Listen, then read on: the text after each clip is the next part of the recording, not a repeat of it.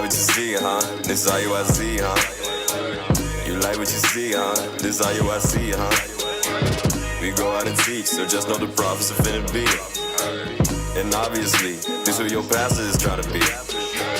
You like what you see, huh? This IUIC, huh? You like what you see, huh? This IUIC, huh? We go out and teach, so just know the prophets are finna be. And obviously, this who your pastor is trying to be.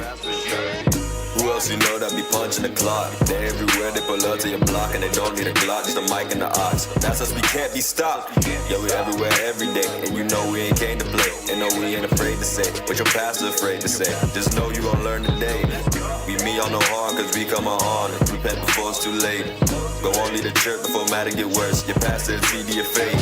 The Bible our book and we own it. Not a movement, it's our moment. And all of your pastors be cloning. Why y'all lie about the all-knowing like he ain't the all-knowing? Ready or not, here we go. IUIC, get it done. Saving the sheep, one by one. We charging ahead, we don't run. We are army of Christ and we stand. We keep the most our commands, y'all don't stand a chance. We got the angels of God and he finna mow over your plans. Word, you like what you see, huh? This IUIC, huh? You like what you see, huh? This IUIC, huh? We go out and teach, so just know the prophets are finna be. And obviously, this who your pastor is trying to be. You like what you see, huh? This IUIC, huh? You like what you see, huh? This IUIC, huh? We go out and teach, so just know the prophets are finna be. And obviously, this who your pastor is trying to be. Maintain my spirit like bonsai. Don't get it twisted like tongue-tied. Know who I am. I'm from the tribe of Ben. Wake up the toke. Don't get offended. Don't need objects to see the kingdom. Unprofitable servant gotta be me. Gotta go and teach the kingdom. It's right in my reach. This is where I gotta be. Go straight and teach to the fraction. We do this from here to Damascus. Ay. We pull up from corner to corner. We back on your block like a last. We pull up in the four-door. Moving by force. Now it's fantastic. We give them the water, they take it for acid. Now we know who really has it. Hey, your pastor really being fake though. We do this from Turks and Caicos. Bidding up bricks like Lego. Shout out to Jedi, can't let go. Can't number us, I'm meadow.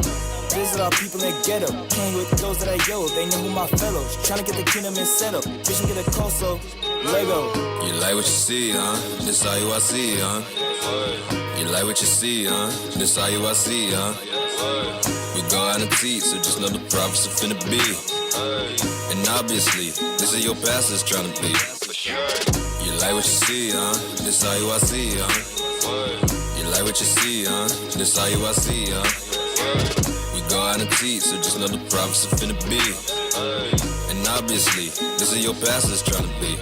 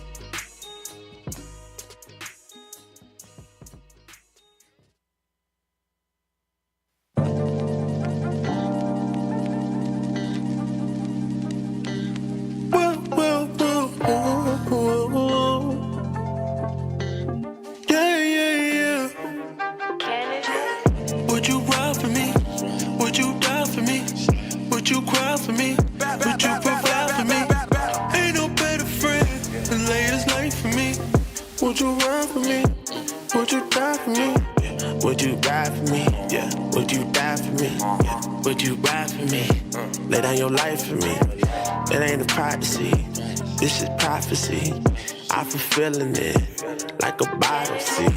Would you ride for me? Would you die for me? Or would you lie on me? Would you cry on me?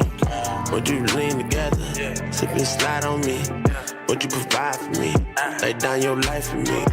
Gotta give back, that was on me too. I had nobody help me through. Nobody paid the bills, they didn't help too.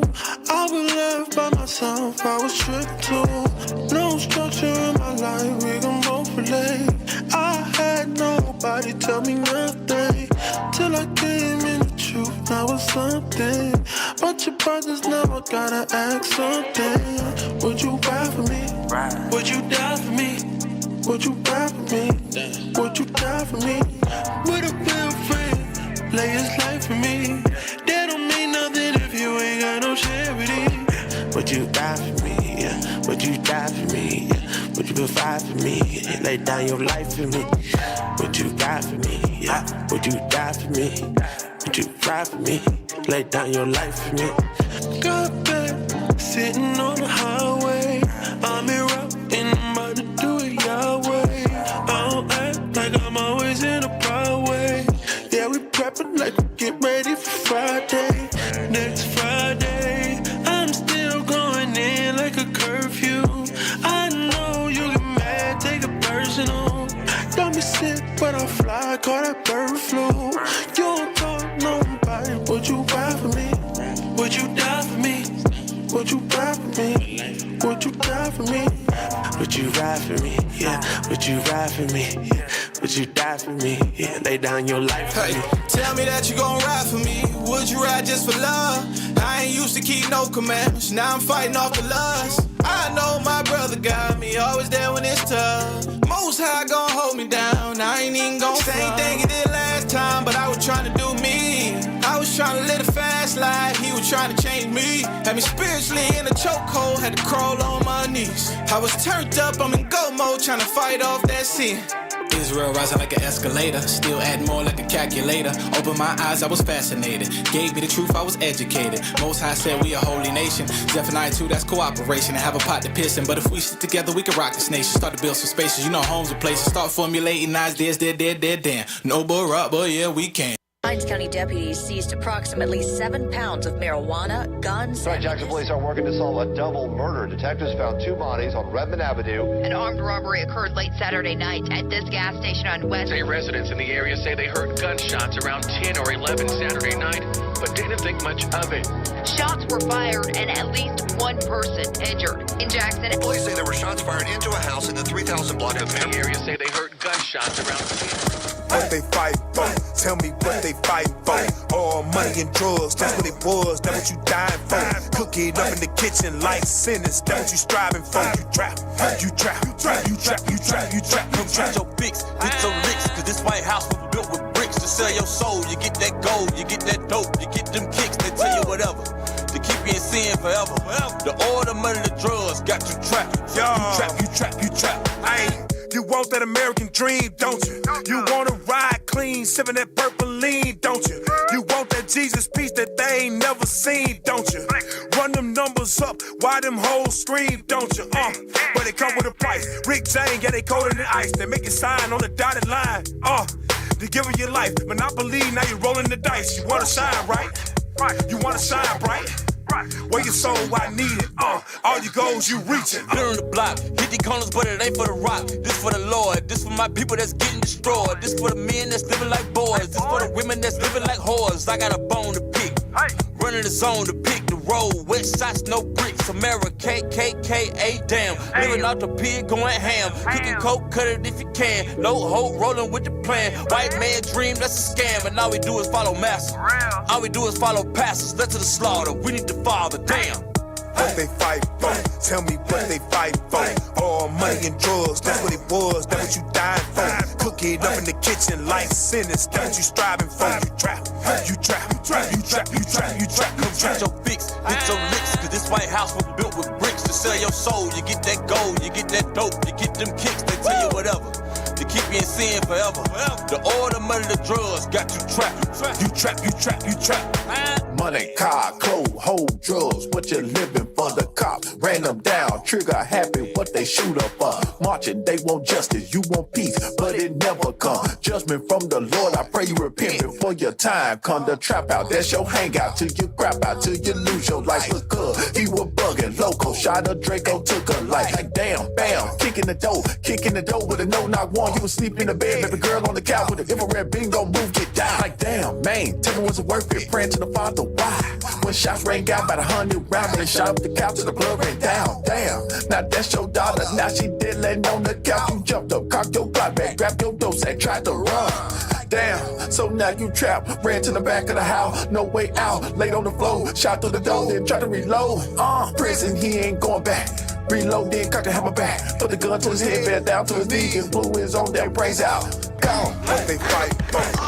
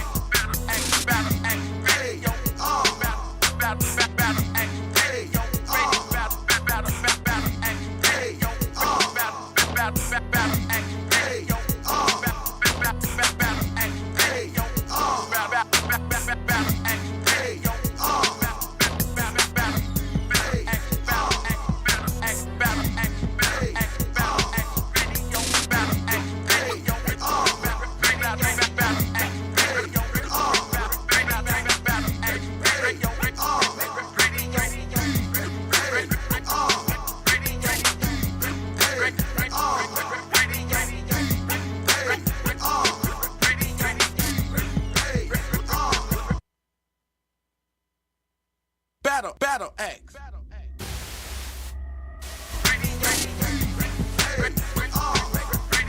Battle axe radio, yeah, we gotta let you know with Babylon, yeah, it gotta burn, going up in smoke. Christianity, that's white supremacy, it gotta go. Pathetic apologetics, don't get it, they are knowing us. The weapons of our warfare, they not carnal, but they spiritual. Precept after precept after precept, had to cut it through. Shout out to the bishops and the deacons and the captains, don't be haters like the battle act. Here in Kenya, and as you can see, there's a lot of depiction of a black praying to a white image of angels.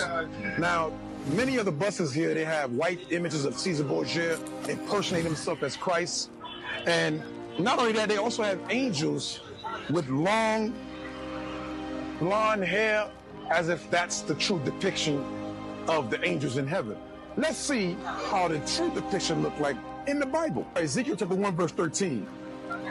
As for the likeness of the living creature, their appearance was like burning coals of fire, and like the appearance of lamps, it went up and down among the living creatures, and the fire was bright, and out of the fire went forth lightness. So the point I wanted out is their likeness in the living creature was burning coals, meaning they were blackety black. So this is a wrong image and a false image that the Britain settlers and all the Caucasian and white Caucasian that's put upon our people here in Kenya. Pan the camera around, you can see what we're dealing with. And this is what's going on in Kenya today, here in 2025. Battle act. Hey, y'all, shalom, most high Christ bless, man. I want to welcome everybody to the Battle Axe Radio Show, where it goes down right here every Wednesday afternoon, Wednesday evening, man. It goes down right here at 6 p.m. Central Standard Time, man. So, look, y'all make sure y'all tune in. You know what I'm saying? Tell your mama, tell your daddy, tell a friend. All right? Battle Axe Radio Show, man, where it goes down, man. If so, hey, we're going to get your evening going right here, man. So, look, man, we're going to jump right into this topic, man. Having a little technical difficulties getting started, but hey, man, we here, man. So who I got on the panel with me today, man? To my immediate left, Shalom, Officer Zadok. Shalom. All right. Could y'all hear Zadok? All right, come on. Shalom, Most High in Christ. Bless Israel, Officer Yashan. Okay, all praises to the Most High, man. Look, man, we're gonna jump right into some things y'all see have been going on in the news. All right, what's been going on in the news? The Carmelo Anthony case, white supremacy. Again, you know, a lot of people are angry about what's going on, and with his case, they mad that he got released. So, pull that up right quick. He just don't bond. Yeah, he just don't bond. He just don't bond, you know. But a lot of people don't even. I don't know, man. You got coons and you got white supremacists. They mad, you know what I'm saying? Yeah. The white Christians are mad that this young man is out on bond. They knowing the circumstances of his case. All right, so let's pull up the article I just sent, and that's not it. So please, just don't sit up. Just sit down and start pushing buttons. All right, look in the chat. You know what, Cap? They mad, right? But they wasn't mad at what's that guy Kyle Rittenhouse that went up there to Milwaukee. Yes. They ain't say nothing about that. Yes, they raised millions of dollars for him, for the George Floyd killer, for Mike Brown killer, for Tamir Rice killers. Yes, they raised money for just everybody, all of them. When they kill black people, they raise millions of dollars on GoFundMe and everything else. But when black people do it, you know, you got people want to try to say it's a scam, it's this and that and the other. Like, we're not supposed to support our own. Right. And you got Negro coons that's I didn't even want to play the dude video. You know what I'm saying? He was just a super coon. I wouldn't even give him no airtime, but. Hey, he was real coonery. He was real cooning to the max. I'm talking about he was mad that they got to GoFundMe, and they started rumors that his parents taking the money, doing this and that and the other. Right. Well, hell, they can do what the hell they want to do. It's a GoFundMe. They can do what they want to do with the money. If they got enough money to pay for the lawyer and they got something left over, hell, let them do what they want to do. They gonna do? You know how long these folks been poor? We've been poor a long time. Right. Let them do what the hell they want to do with the money. They try to shut down the GoFundMe. Yeah. GoFundMe. Whenever it come to our people, and it's always some type of accusation or something when we trying to support our own. Yeah, because black people, we crabs in a barrel. We don't want to see nobody else make it out, whether it's through GoFundMe or whatnot. Of course, this is a tragic incident or accident, whatever you want to call it. You know what I'm saying? As we say, like, on both sides. You know what I'm saying? Right. We don't wish to bad on anyone, but certain circumstances and situations, it cause things don't always go right as you plan, especially when you the bully. Right. Exactly. All right. Especially when you are the bully, a lot of times things don't go right. So, hey, let's zoom this in. Let's zoom it in, please. Zoom it. All right, to where you can read it. Yes, sir. All right. Bring it down. You don't go up. Just read the story. You don't got to read the name. Gotcha. All right, right there. All right, come on. This is the story according to the coach. The week before last, Austin and Carmelo had a fight at a party. All right, so this is allegedly, anyway. All right, this is someone else's story. Of course, we wasn't there, and this is social media. So we're not saying this is what happened. This is the story that we have heard. All right, throughout social media and the news. All right, so read it. Carmelo lost/took the L and walked away. All right, read it from the top again. Come on. Yes, sir. This is the story according to the coach. The week before last, Austin and Carmelo had a fight at a party. All right, so they saying Austin and Carmelo, they already been into it. They had a fight. Austin is the white boy. All right, Carmelo is the black kid. There you go. That's both of them right there. All right. Come on. Carmelo lost or took the L and walked away. All right. So Carmelo, he took the L. The white boy, he's a linebacker. He probably weighs way more than he do. Pull the picture up. You can tell by the picture he weighs more than Carmelo. And you can tell. Yeah, he probably got him about 20, maybe 15 pounds. He's one of them big country cornbread fed white boys. And he got a twin. So you got two big country cornbread fed white boys. All right. From Texas. Yeah, they play football. All right, come on. Carmelo lost or took the L and walked away. Austin and his twin brother had friends at Carmelo's school who started to harass him, so he stayed home for a couple of days. So they bullying him and they harassed him, and they stayed home for a couple of days. This is according to this story. So they harassing him, they bullying him and stuff like that, probably calling him nigger, this and that, we're going to kick your ass, Oh, he stayed home a couple of days. When you in public schools, these type of things happen. And it make you do want to stay home because you don't want to fight. You don't want to get beat up. Right. You know what I'm saying? You don't feel like, things going to go your way. So you stay home. And he already took the L. So yeah, he already took the L. People already talking about him. The girls laughing at him. Yeah, the black people, man, you let the white boys beat you up. Right. You know what I'm saying? Not saying that's what happened, but I'm just saying that does happen. All right, come on. Mm-hmm. All right. On the day of the tragedy, Carmelo went to the other school for a track meet. So he went to the other school for a track meet. Come on, this is track season. Come on. He was sitting in the bleachers, and it started to rain. Uh-huh. The coach told him to go and sit under the tent. So the coach tells him, look, man, it's raining. Look, go sit under the tent. Come on. He was under the tent with his friends when the Metcalf twins came over to move. These are two white boys, the bullies, the ones who ain't been raised right. They've been white privileged all their life. They daddy, they granddaddy ain't never had to work for nothing. Their daddy ain't never had to work for nothing. Their mom and everything they got was given to them. They done had a push start in life on every damn aspect you probably can think of. All right? Probably was finna go to college and play for one of them Texas schools or something. Who knows? All right?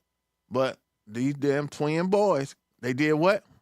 Come on, leave it on the thing. He was under the tent with his friends when the Metcalf twins came over to the tent. All right, so here they come to the tent, messing with folks. They told him to go, and when he didn't move, Austin grabbed his phone and threw it so it broke. So the white boy grabs his phone, according to this story, and broke the boy's phone. The twins then proceeded to jump him with, The twins proceeded to jump him with Austin on top of Carmelo. All right, so the twins, they jumped him, and the white boy's on top of him. They fighting again. Come on. Carmelo pulled out the knife and stabbed Austin. So he had a pocket knife on him. It's not against the law to have a pocket knife. He didn't have no gun. He had a pocket knife. You know, a pocket knife can be used for a lot of different things. It can be used for a screwdriver. Right. It can be used for to peel an apple. Right. Cut a peach. Cut a pear. Right. Or to cut a white boy.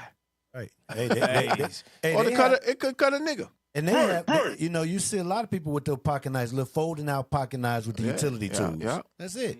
Yeah, but anyway, all right, so he pulled out the knife and he stabbed Austin. All right, come on. Carmelo pulled out the knife and stabbed Austin. When Austin got up, that's when his twin realized he had been hurt. Texas is a stand your ground state, and self-defense is different in stand your ground states than it is in Illinois. Carmelo had the right to defend himself and his property. All right, so this is what the judge saw, and this is why his bond was reduced. But you got a lot of white people who are mad, millions, thousands of them, and you got some Negroes are mad. Oh, yeah. The brother stood his ground. He was supposed to just sit there and get his ass whooped like it's 1925. Right. Instead of 2025. Right. He's supposed to get his ass whooped like it's 1825. And, and it don't go like that no more. All right? They shouldn't have been messing with him. Go to the top.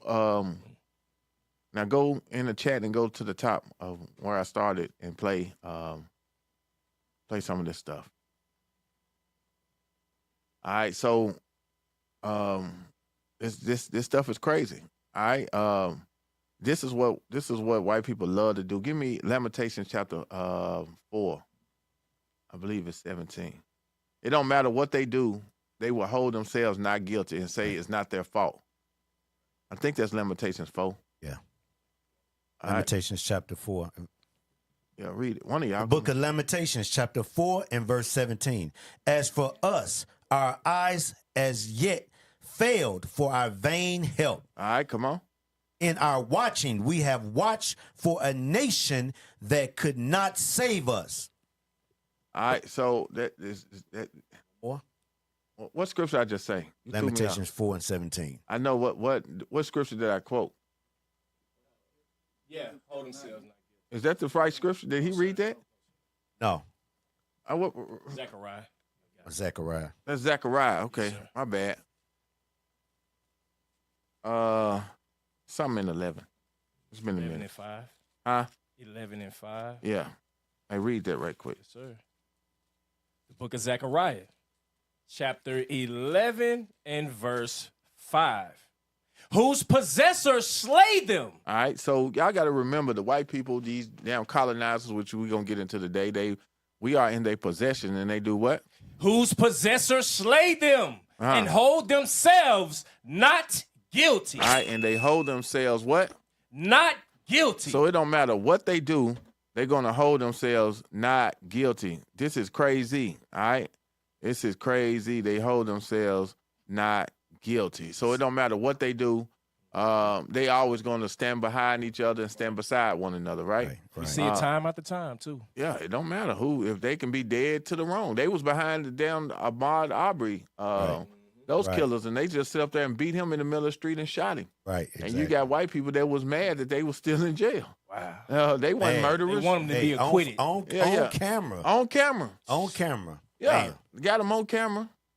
You got, what's the white man name that choked? He choked George Floyd. Floyd, yeah. What's his name? Some Faulkner. Sure. I think his name was Faulkner. I can't remember. Even though that damn white boy choked him out on live screen. He shouldn't be in jail. They was trying to justify it. Derek Chauvin.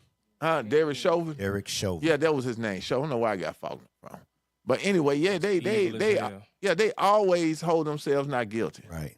They always try to justify when they kill one of us. But when the tables are turned, right, now they don't know where the justice is racially motivated. The judge is black and he's black. That's why he's out and this and that and the other. Well, we've been feeling like that for over 400 years. You know? Shoot, I don't know what's wrong with these white folks. I think some of them going crazy, and the Negroes is right. You know, and they'll turn around, Cap, and change the law just for the fact that it don't fit us. Yeah. It's the law in Texas, a stand your ground state. Yeah. So that goes all the way across the board. But like the 13th Amendment, we not what is it? 3/5 or 2/5 of a 3/5 of a man. Yeah, 3/5 of a man. That it wasn't meant for us. You know? All right. And it's obvious that we need a savior. You know what I'm saying? Like, I don't understand. Like, we need a savior, man. All right, so I want to play some of this brother video, man. This Phil, brother Phil, man. This brother always got some good content. So I hope we don't get hit for this. But you know, this brother, hey, shout out to the African diaspora channel.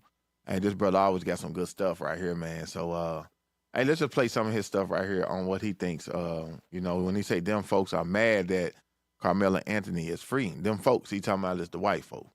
All right, come on. Like they gave me and all of that, and definitely want to give a shout out to Maximum Impact Travel with Brother Jay Cameron. All right, let's fast for forward facilitating. Yeah, he went to Africa. He went to Africa. It's just a public service announcement. This is 2025. Nobody should be smelling. Hold on. $1 million.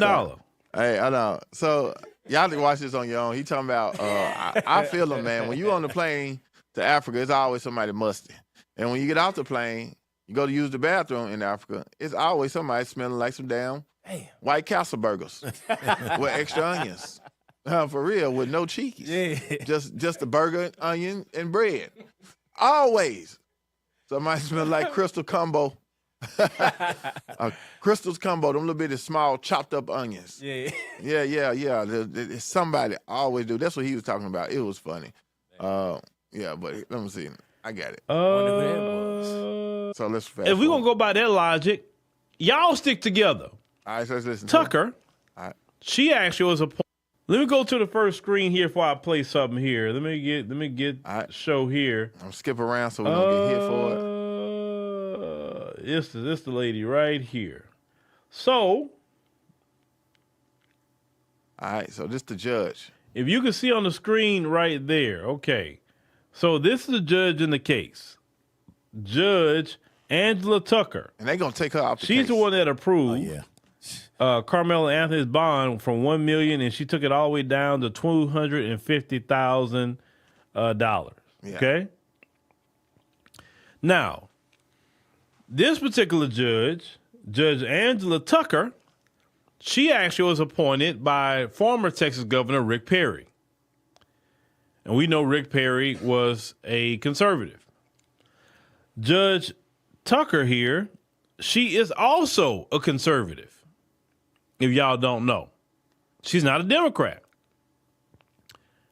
And they also took issue with that Judge Tucker, who is a conservative, they felt that she should have Sambo'd it up, and she did not.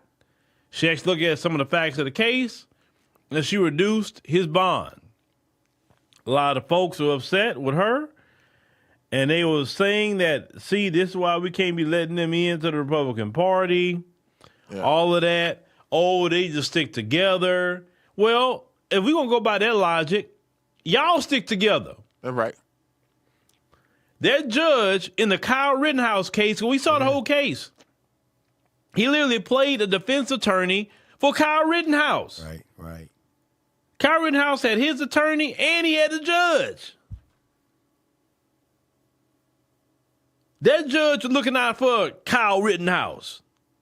Hey, think about it. Hey, white folk, they don't see that though. They turn a blind eye when the justice is in their favor, and when they got the upper hand, they turn a blind eye to the injustice that's done to everybody else. They got them blinders on that the horses be having. Yeah, they got the blinders on. Can't see nothing. Yeah, for real. They stop their ears. Yeah, sure live.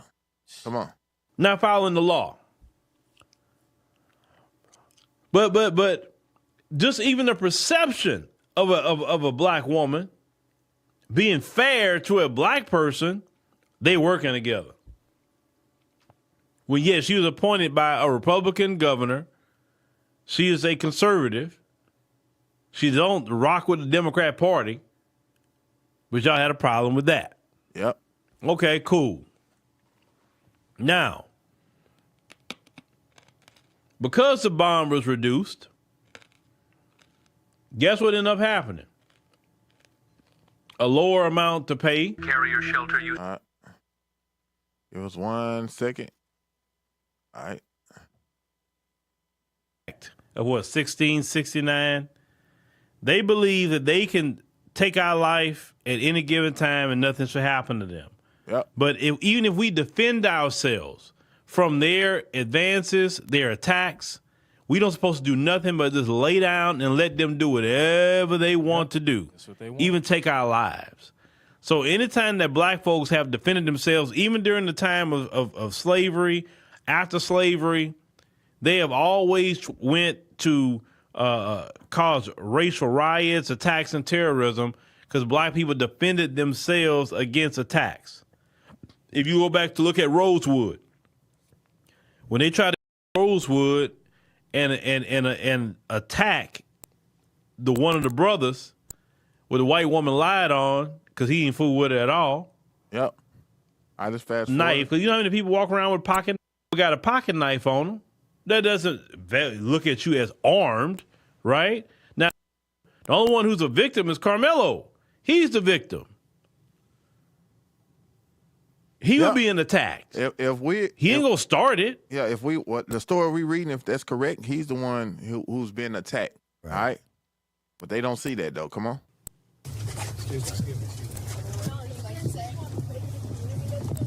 That's him getting out of jail, getting in the car. All praises.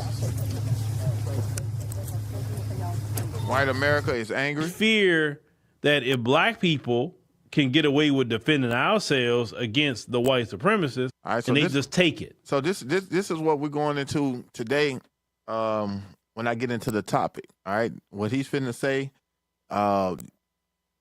they've been feeling like this for hundreds of years. Listen. Because their greatest fear is retribution for slavery, Jim Crow, sharecropping, the theft of land, everything they've ever done. The theft of land and everything they ever done. Pay attention to Mr. Field. Listen. Right, and I'm calling that's minimal. A lot of them fear that. See, they fear that if black people can get away with defending ourselves against the white supremacists and not go to jail, then more people going to start doing that. All right, so I want y'all to pay attention to what he said. This is going to go into my topic today, which we finna agree to get into here shortly. All right, so I just want y'all to remember what he just said. All right, I'm going to bag it up. Say it again. Jim Crow, sharecropping, the theft of land, everything they've ever done, right? And I'm calling that's minimal. A lot of them fear that. See, they fear that if black people can get away with defending ourselves against the white supremacists and not go to jail, then more people going to start doing that. And that's what they don't want, more people to rebel. Right. All right, watch this. Right? In order for you to oppress a people, you have to have them to willingly lay down and allow you to do it. You hear that? He said, in order for you to oppress a people, you got to have them willing to lay down and let you do it. All right, this is what we're going to get into today. I'm telling you. Watch this. To a point.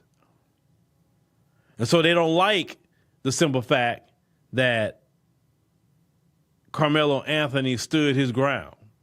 He didn't have no duty to retreat. He was defending himself. Those two boys were known to be bullies anyway. They won't tell that part. Right. They won't talk to the students and put the students on the news or the social media and let the students tell you how they are such they linebackers, they bullies. Watch this.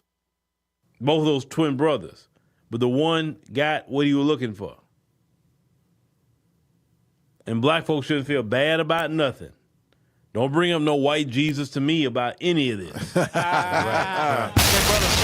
Hey, man, So- I like that right there. Hey, just take them off right there. That's the part I wanted to hear. Hey, shout out to Phil, man. Don't bring no white Jesus into this. That's right. You know what I'm saying? That's what they're going to try to do, bring white Jesus and play on the string, the heart, let everything die down. Next thing you know, they're going to try to make the little boy sing Kumbaya and try to hug, the family, the other twin brother and all that stuff. No.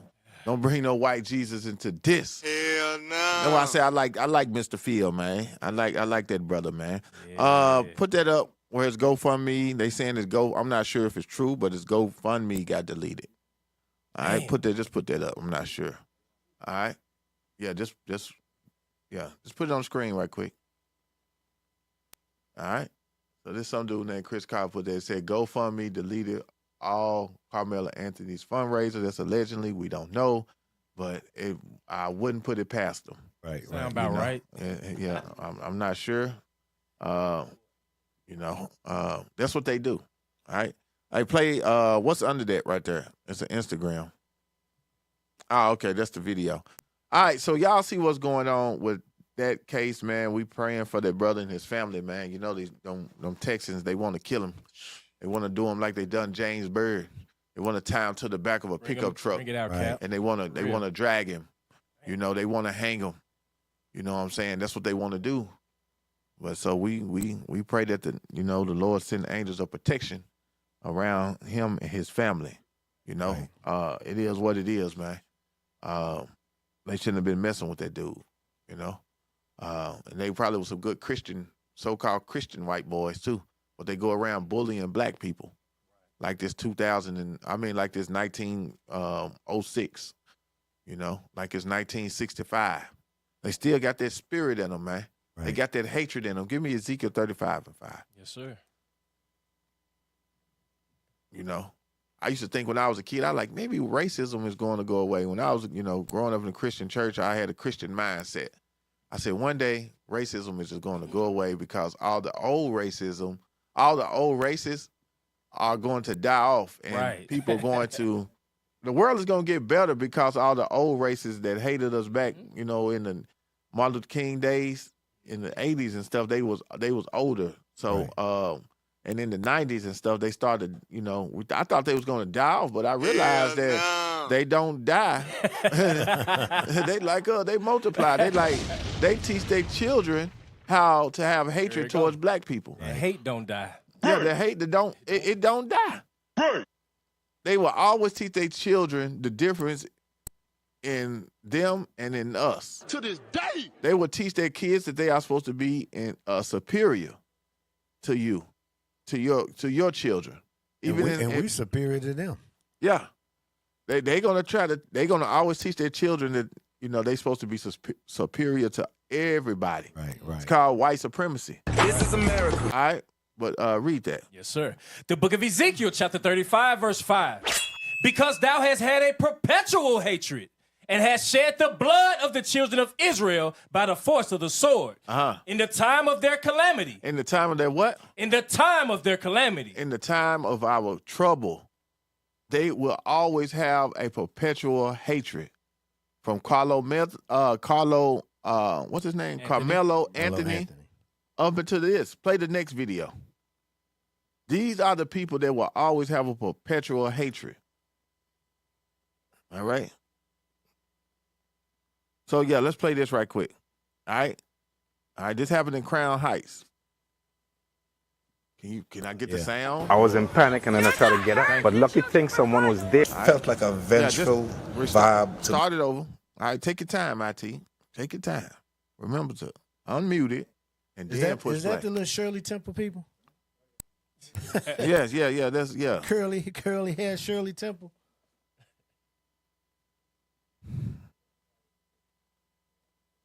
All right, play the video that I posted in the chat or something. If y'all can't get this right.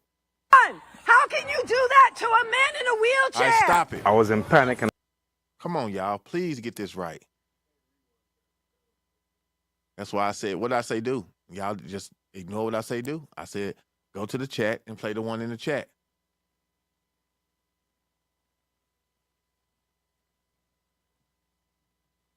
All right, so here we go. Read the scripture again. The book of Ezekiel, chapter 35, verse 5. Because thou hast had a perpetual hatred and hast shed the blood of the children of Israel by the force of the sword. All right, come on. In the time of their calamity. In the time of our distress. Come on. In the time that their iniquity had an end. All right.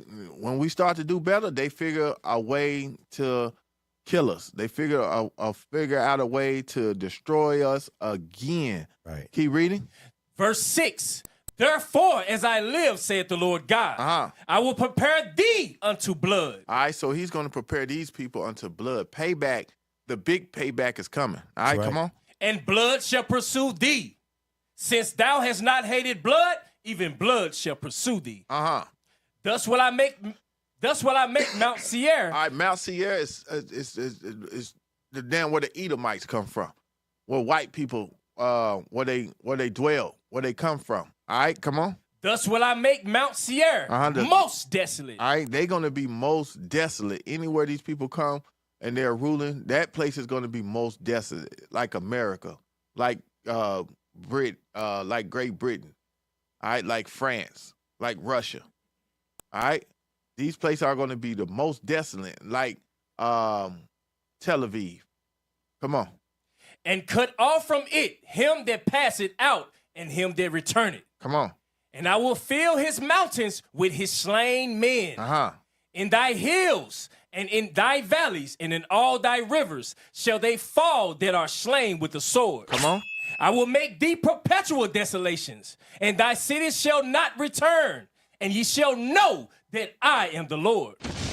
Because thou hast said, these two nations. All right, these two nations talking about Judah and Israel. Because they have said that the children of Israel, the northern and the southern kingdom, come on. And these two countries. These two countries is talking about U.S. and Israel. All right, the United States and Israel. They have said that these two countries, come on, shall be mine. Yeah, they have taken the land of Israel and said that's theirs, and they have taken and they run America.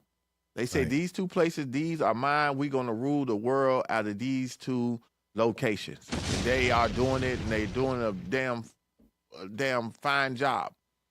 When I say fine, I mean they're going straight according to the plan of That's God. right. That's right. Come on. And we will possess it. All right, and that's what they say. We're going to possess it. All right. Come on. Whereas the Lord was there. All right. Meaning as Jews, they're going to say that they are the Jews, and they're going to say that they are the Christians. They are the true followers of Christ or God, and they're going to say that they are the Jews, that they are God's chosen people, which that is a lie. That's right. All right, so can we play the video now? Do y'all got it ready? Thank you. All right, come on. Call 911. How can you do that to a man in a wheelchair? So these guys right here pushed a black man down who is handicapped. Man. See him on the ground? Boy. See the little TT, but we do that. They say it's anti-Semitism. Bring it out, Cal. They want you in El Salvador prisons. They want you castrated. They want to take down your YouTube channel. They want to they don't want you on PayPal. They want to take down all your social media accounts. Right. Just put that back on the screen. If they want, if we done that to them, which these people are very violent. This is the only clip I got, and I got it in my entourage, but it's more where you see them vomiting on black people. Oh, yeah. Right. You see them slapping the hell out of black people, doing all type of crazy stuff to black people in Israel and in other countries and America. They hate black people. It is what it is. But me saying this stuff right here, they say this anti-Semitism. Yep. What you call what the hell they What's doing? this? Right. Oh, that's that perpetual hatred. Oh, no, that's okay. Yeah, he's a Gordon. He, the black man. I guess he did something. They pushed the man out of the damn chair probably because he was on their sidewalk. And they was hitting him. They was hitting him with a board or something as well. Yeah. They was hitting him with a board. Yeah, because they think they are they are in rulership, but they think they are God. They think they are God's people, and they can do what the hell they want.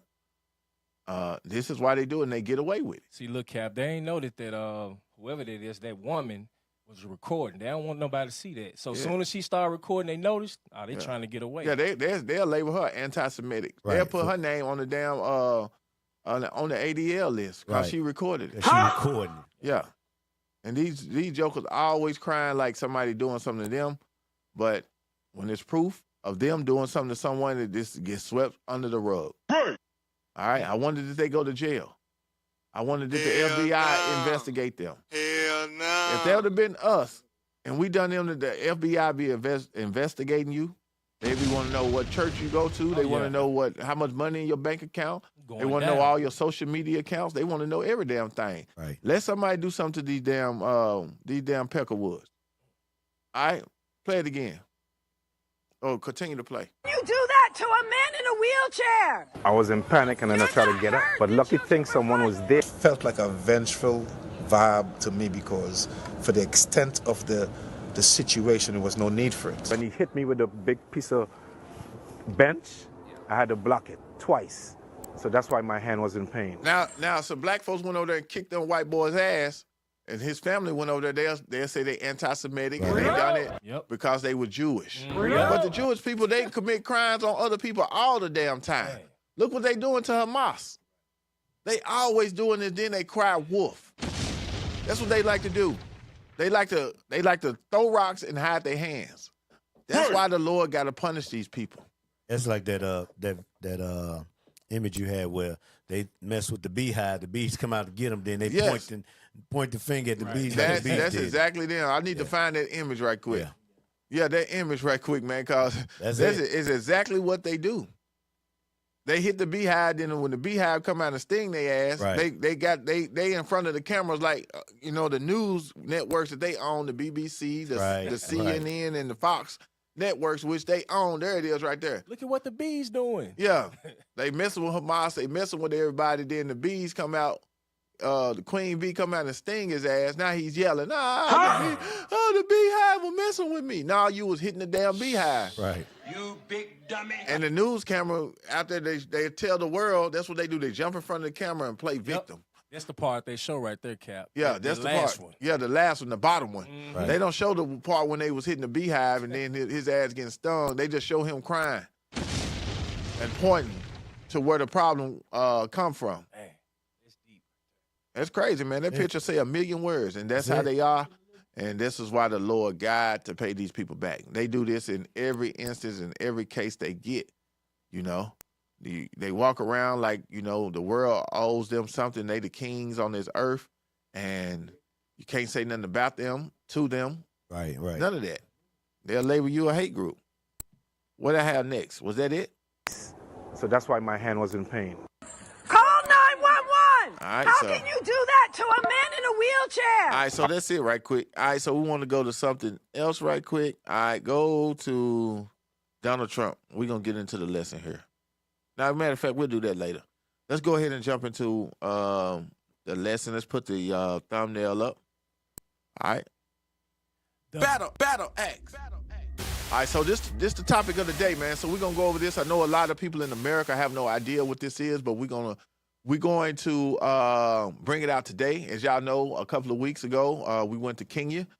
We got stoned in Kenya. We got tear gassed in Kenya. But while we was there, we was gathering information about Kenya. Which information we knew. Put it back on the screen for me, please. Information that we knew before we went over there, but we was gathering more information, talking to the people that are there in Kenya, the men that are in the school, and the people that are in the streets about this rebellion that happened in the early 1900s, all right? In the early 1900s, that wasn't long ago. When we was going through our civil rights movement, they was going through a movement themselves. They was fighting for their land. When we was fighting for equal rights, they was fighting for their land. Right, all right, this topic of this segment is called the Battle for Kenya. Why is it a battle? Because they was colonized and they was taught white Jesus. Right. So, the whole time while we over there, we trying to figure out, like, why is white Jesus everywhere on the billboards, on every bus. If you see 10 buses, which is more than that, it's hundreds you see at a time. You see 10 buses, 7 of the buses got white Jesus on them. Wow. Bruh. Christianity, Roman Catholic. You take it down one more time, it's gonna be a fight in here. I'm gonna throw something across there and hit you. Bruh. I just told him to leave it up, and he just took it down anyway. I got you, bro. I'm gonna let you know when to take it down. All right. All right. So it says thumbnail soak in, man. Yeah, they want to let the thumbnail soak in so you'll know what's going on. All right. So it says the battle for Kenya. All right, the Mau Mau Rebellion. See, a lot of people don't know what the Mau Mau Rebellion was. All right. It says British colonialism and white Jesus. So that's a hard thumbnail. In the middle, you got the Dun Kamati. All right, the Dun Kamati. He was a revolutionary. They killed him. They hung him. We're gonna get into it today. They pushed white Jesus on the land of Kenya while they was colonizing Kenya. All right, and now these same people they taking the resources out of Kenya to this day. Yeah, up until this day, and they are not gaining the benefits from their own resources that's coming out of the ground there in Kenya because they are still under this colonization. All right, so it says the battle for Kenya. All right, so when we go there, we it's a spiritual battle now. All right, then we got to get the people's minds back right. All right, and we're gonna go over the Mau Mau Rebellion. All right, so now you can take it off the screen and you can put it on me. Thank you. All right, so I wanted that thumbnail to sink in, cause a lot of people like, man, what is the Mau Mau Rebellion? All right, so we're gonna get straight into it. What was the Mau Mau Rebellion, man? So it was an uprising in Kenya. All right, around the time 1953. All right, to 1956 when it got taken down. I'm talking about they went to war with the white man. All right, and the Mau Mau Rebellion was a very influential, all right, movement, a rebellion that inspired groups like the Black Panthers. It inspired a lot of the Nation of Islam, SNCC. We're gonna get into all of that. The Mau Mau Rebellion inspired groups like all the groups that fought for in the civil rights movement, because this stuff was going on around the same time. But look, we finna read about it, all right? So y'all check this out and look this stuff up on your own, and this gonna furthermore prove that the Israelites are in Kenya today. Right, exactly. All right? For anybody to say once again that the Israelites are not in Africa, in these countries and stuff like that, they haven't been. They don't travel. When I was in Kenya, I never seen so many people in my life. It was like Times Square in New York on 10. But it was dark-skinned people, black people. Yes, dark-skinned people. Wow. Yeah, you know. But you know, you got the Chinese, you got the East Indians, and the Arabs and the white man. They are there, but they are behind the scenes. You don't see them because they are importing and exporting stuff. They making money and stuff like that. And they on they missionary, they church stuff like that. But as far as black people, I've never seen so many black people in my life, of all shades, of all phenotypes, everything. I'm talking about just in one area. It's not like when you go outside in the States over here. Right. And you just see people here and there. No, people everywhere like ants. Every day, all day. Right. All right, so let's read about the Mau Mau Rebellion. I'm going to need you to read this smooth. So I'm going to need you to blow it up so the people can understand it and read it smooth. And if it's words that you cannot pronounce, because they have tribal names and they got Swahili names, okay? That was the language they spoke in Kenya, was Swahili, all right? And so it's going to be names that you can't pronounce. Just say it the best you can and keep it moving. Yes, sir. All right? Let's put this up. So the Mau Mau, all right, let's read about it. Blow it up a little bit. Blow it up so the brother can see it. All right, it says resistance to colonization. The Mau Mau uprising in Kenya, 1953 through 1956. This was not long ago. All right, just like the civil rights movement was not long ago. All right, this is less than 100 years ago. It's not long ago. This was going on in Kenya while we was fighting for civil rights here in America. Right. And this was, I'm telling you, This is why J. Edgar, we're going to get into it today. J. Edgar Hoover felt the way he felt about any black men rising up. He had to subdue them. He had to suppress them. He had to oppress them. He had to lock them up and throw them in jail because simultaneously they was watching the Mau Mau movement of what these black men were doing in Kenya at the same time during the civil rights movement, and they was not going to let this happen in the United States. And this, I'm telling y'all, this stuff right here, when I read about it, it blew my mind. And you look at some of the stories on YouTube about it, it'll damn near make you cry. Our people are being oppressed. Give me Deuteronomy 28 before we read this. But it's all because why our people did not keep God's law, statutes, and commandments, right? Our people went into Kenya during every damn exile that we had, like during the Babylonian exile, when we fled into Africa. All right, during the Persians and the Medes, we always fled deeper into Africa. 70 AD, we fled again into Africa. I'm telling y'all, our people are all throughout Africa. 70 AD wasn't our first time us having to flee Jerusalem and leave. Right. We fled from Nebuchadnezzar. We fled from Cyrus. We fled from Darius, the kings of the Persians, the Assyrians. All the way into the Greeks. You know what I'm saying? Until 70 AD, we fled again. We always fled deeper into Africa. All right? Remember, we always had to flee because what? We disobeyed God, and God would send the curses that he promised upon us. What was the curse? Read that. The book of Deuteronomy, chapter 28, verse 15. But it shall come to pass, if thou wilt not hearken unto the voice of the Lord thy God, to observe to do all his commandments and his statutes which I command thee this day, that all these curses shall come upon thee and overtake thee. So the curses of God will come upon the Israelites and overtake them. Right. All right. Throughout different periods of time. So the Israelites populated a large part of Africa up until this day. That's right. A lot of us got caught and brought into captivity on slave ships, but the bulk of us is still in Africa. I'm gonna tell you straight.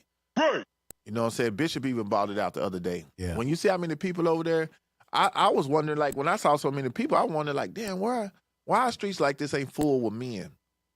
Because our men are locked up or dead. Right.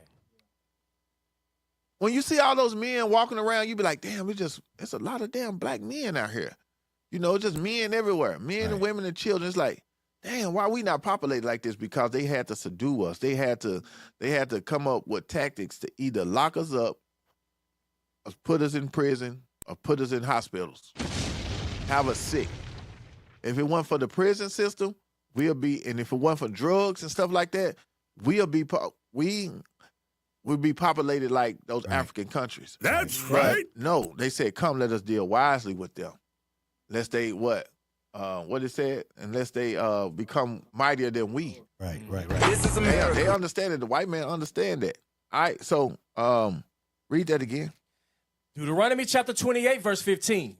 But it shall come to pass, if thou wilt not hearken unto the voice of the Lord thy God, to observe to do all his commandments and his statutes which I command thee this day, that all these curses shall come upon thee and overtake thee. All right, so all these curses shall come upon thee and overtake thee. All right, verse 33. Verse 33.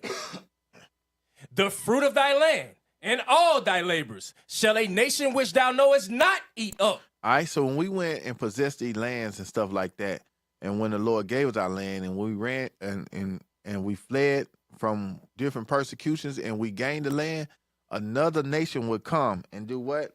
The fruit of thy land and all thy labors. Everything we work for, come on. Shall a nation which thou knowest not eat up. All right, today we're going to talk about the British.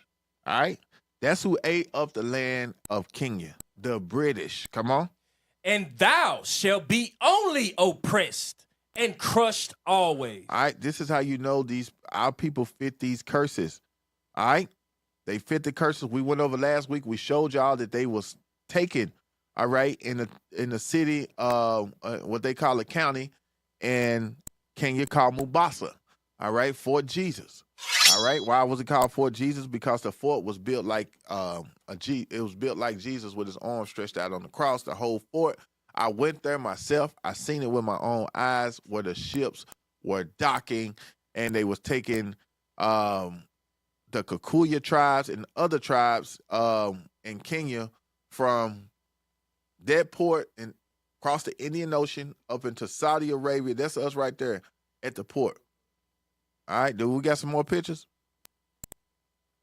Yeah, this was the slave port right here. It was first built by the Portuguese. All right, then the Arabs took it over. Then the British took it over. All right. I think the British was the last ones to take this place over, and they were sending our people out into slavery. All right, so that's us right there. Are you gonna show the pictures, or I'm just looking at it on the screen? Come on, y'all. All right, come on, roll through the pictures. That's it. All right, so that's me, Yuri, and me, Captain Yuri, and Captain Young. All right, at that Fort Jesus. So that was a slave castle. All right, that's a Cap. That's the same, like same castle style as over there in Ghana where the bishop was at. Yes, the door, the point of no return, the door with no return. It's the same thing. All right. So let's go back to was I done with the scriptures? You went to 33. Want me to read that again?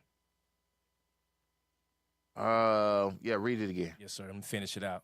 Deuteronomy chapter 28, verse 33. The fruit of thy land and all thy labors shall a nation which thou knowest not eat up, and thou shalt be only oppressed and crushed always. Right. Keep reading. So that thou shalt be mad for the sight of thine eyes, which thou shalt see. Right. Come on. The Lord shall smite thee in the knees and in the legs with a sore botch that cannot be healed. Come on. For the soul, from the sole of thy foot unto the top of thy head. Yeah, he was going to give us diseases. He was going to give us bone diseases. He was going to give us gout. He was going to give us arthritis, all type of stuff like that. All right, come on. Verse 36. The Lord shall bring thee and thy king, which thou shalt set over thee, unto a nation which neither thou nor thy fathers have known. All right, and these kings back in the day in Africa, they called them chiefs. All right, they were chiefs. They were set upon them, over themselves. All right, come on. And there shalt thou serve other gods, wood and stone. All right, and they would learn to serve other gods. This is Islam. The Arabs had conquered them at one point in time before the 1900s. Right. And in the early 1500s, I think it was the Portuguese built that fort. And then the Arabs came and beat the Portuguese. They was always fighting over their port and those different ports all the way along the eastern coast of Africa from Somalia all the way down to Madagascar. They was always fighting for their port. All right. Read. Verse 37. And thou shalt become an astonishment, a proverb, and a byword among all nations, whither the Lord shall lead thee. All right, so they have become all of this right here. They fit these curses. They have become a byword, a proverb among all the nations. All right. Verse 38. Okay, that's it. So let's read about the Mau Mau. All right, come on. Resistance to colonization. The Mau Mau uprising in Kenya, 1953 through 56. Kenya was colonized by Great Britain between 1901 and 1960. All right, so talking to the brothers why it's called Mau Mau too. Mau Mau, they was telling us, I think brother, I can't never say his name right, but he's a soldier. I'd say Kerry. I just call him Kerry. I can't say his name. He got a Swahili name or in that language. I can't say it. I just call him Kerry. He was the old school. He was a historian, but they call him Mau Mau because it was a secret. It was like a secret army that they had, that they took an oath that they had to be in it. But when the British people would ask them about, what was going on, it was called something else, but it became Mau Mau because when they would ask them what was going on, they'd be like, Mau, Mau, Mau, Mau, Mau. They said it real soft, and it was like a hush-hush thing, Mau, Mau, Mau, Mau. Message! And they became the Mau Mau Rebellion, all right? Because they were it was like a secret militant army. And let's read it. All right, come on. Yes, sir. British settlers. I read it from the top again, my bad. Yes, sir. Kenya was colonized by Great Britain between 1901 and 1960. That's not long ago. So 1901 and 1960, the British were fighting for the land of Kenya. Huh? Not they. This I know we was going through the Ku Klux Klan and the Jim Crow and all that, but these people was fighting for their land. They was fighting for their country from the white man. Watch this. Kenya was colonized by Great Britain between 1901 and 1960. Come on. British settlers who came to Kenya because of its resources. All right, so the white man who came to Kenya because of his what? Resources. His resources. Give me that in Habakkuk. They covered fields. What was that, Micah? Micah. Bring it out. Give me that in Micah. The book of Micah, chapter 2 and verse 2. And they covered fields. Read 1. Verse 1. Woe to them that devise iniquities and work evil upon their beds. So these were the British settlers then. And we was in Mubasa, they said it was the men. They left the women behind. And they had palaces. There was a lot of homosexuality going on during this time as well. They said these was men settlers. They left their wives back in Britain, in British. Might. All right, but come on. Woe to them that devise iniquities and work evil upon their beds. So when they sleep, the British settlers was sleeping upon their beds. Come on. When the morning is light. And when the morning came. They practice it. They practiced whatever they was talking about. They said, let's go into Kenya and we're going to take the resources.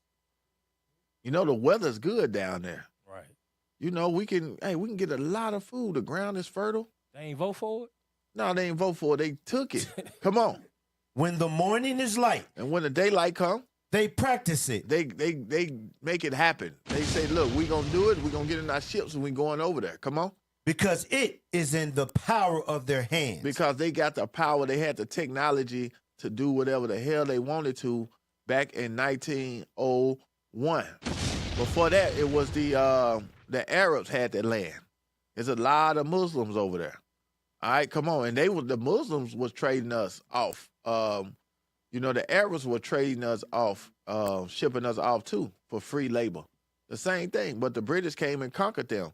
All right, and this is how the British end up being the settlers of Kenya. Come on. And they covered fields. They covered fields. All right, that's what we're reading about. They said because of who came to Kenya because of its resources. They coveted that and they went and took it. Come on. And take them by violence. And they did what? And take them by violence. No, I don't want that picture. Put it back up. That's not it. They take it by what? Violence. Come on. And houses. And take them away. So they oppress a man and his house. All right. Come on. Even a man and his heritage. All right. Even a man and his heritage. They stripped them of their language. They stripped them of they made them learn English. Every African country you go to, they English is their second language or first language, whatever. I think it's they second. They call it their second. But it's amazing. Like everywhere you go, English is they gotta learn English. If they fail English, they fail everything. They can't even graduate. They can't go to college or nothing if you don't know English. Man. They oppress a man and his heritage. All right, let's go back to that article, please.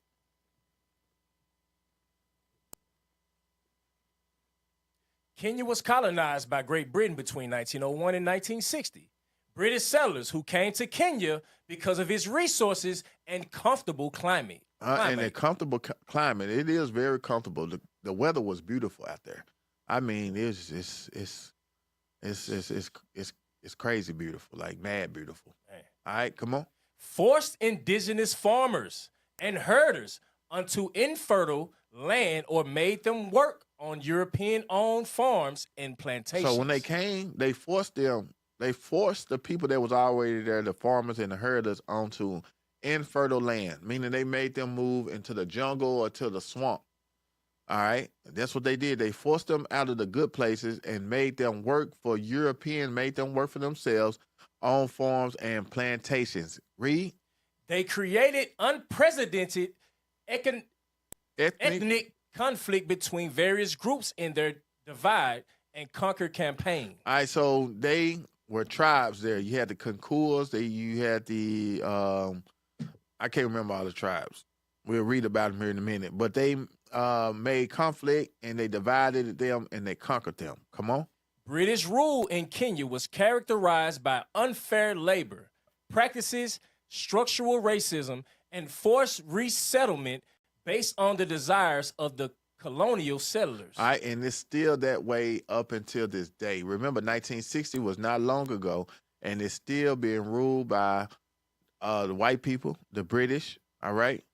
All right, and the government, the people there hate the government. The government is crooked. It's unfair labor practices. They're getting paid 200 shillings a day. That would equal up to like $1.25 a day in America money. That's what they're getting paid, for real. Structural racism, all right? And forced resettlement based on the desires of colonial settlers. All right, come on, second.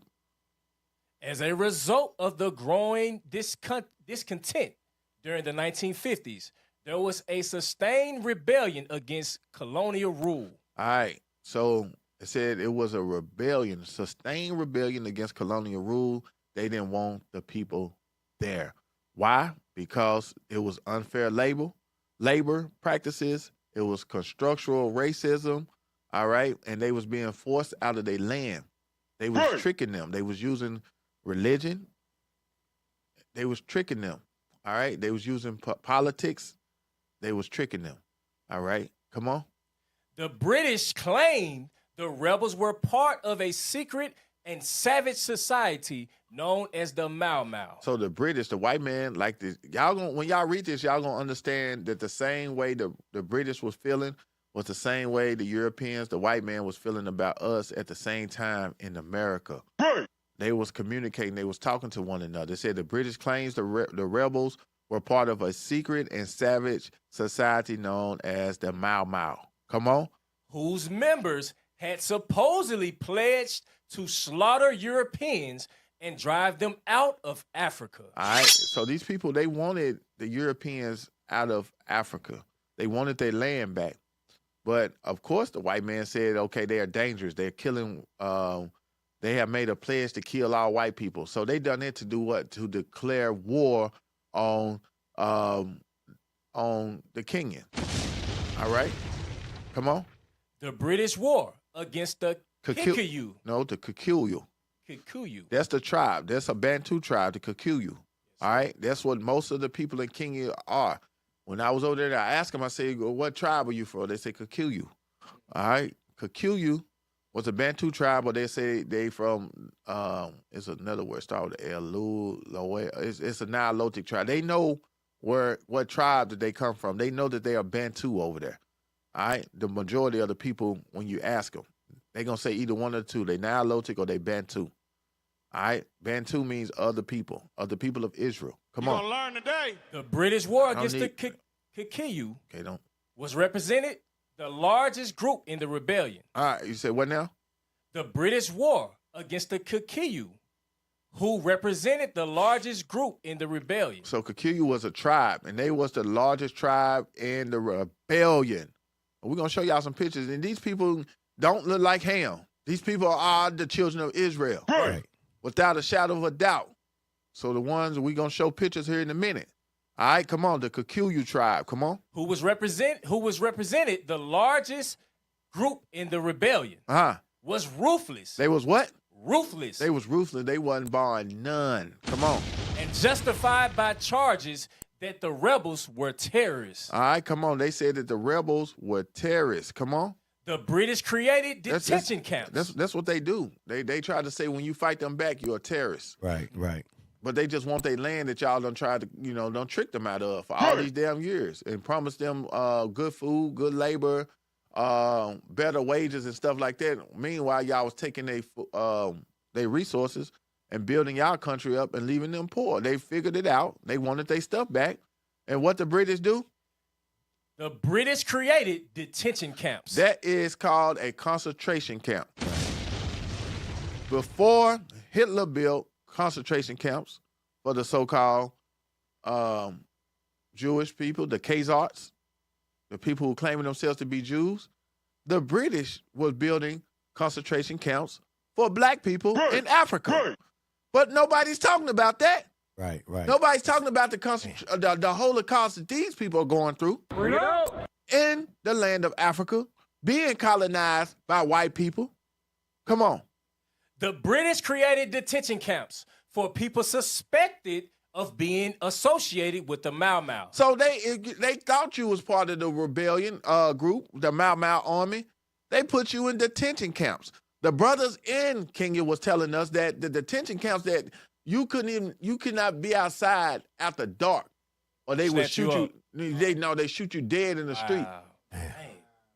They would shoot you dead in the street if you was out past curfew. They say you was part of the Mau Mau, and they would shoot you dead in the street. And they had millions of people in these detention camps. Come on. The British created detention camps for people suspected of being associated with the Mau Mau. Including the elderly. Including who? The elderly. The elderly and what? And children. Give me Deuteronomy 28.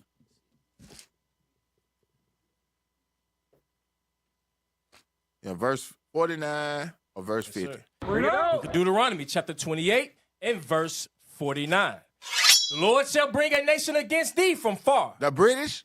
From the end of the earth. Come on. As swift as the eagle flies. Uh-huh. A nation whose tongue thou shalt not understand. They can't speak in English. Come on. A nation of fierce countenance. They was fierce. The British people were fierce. These settlers were fierce.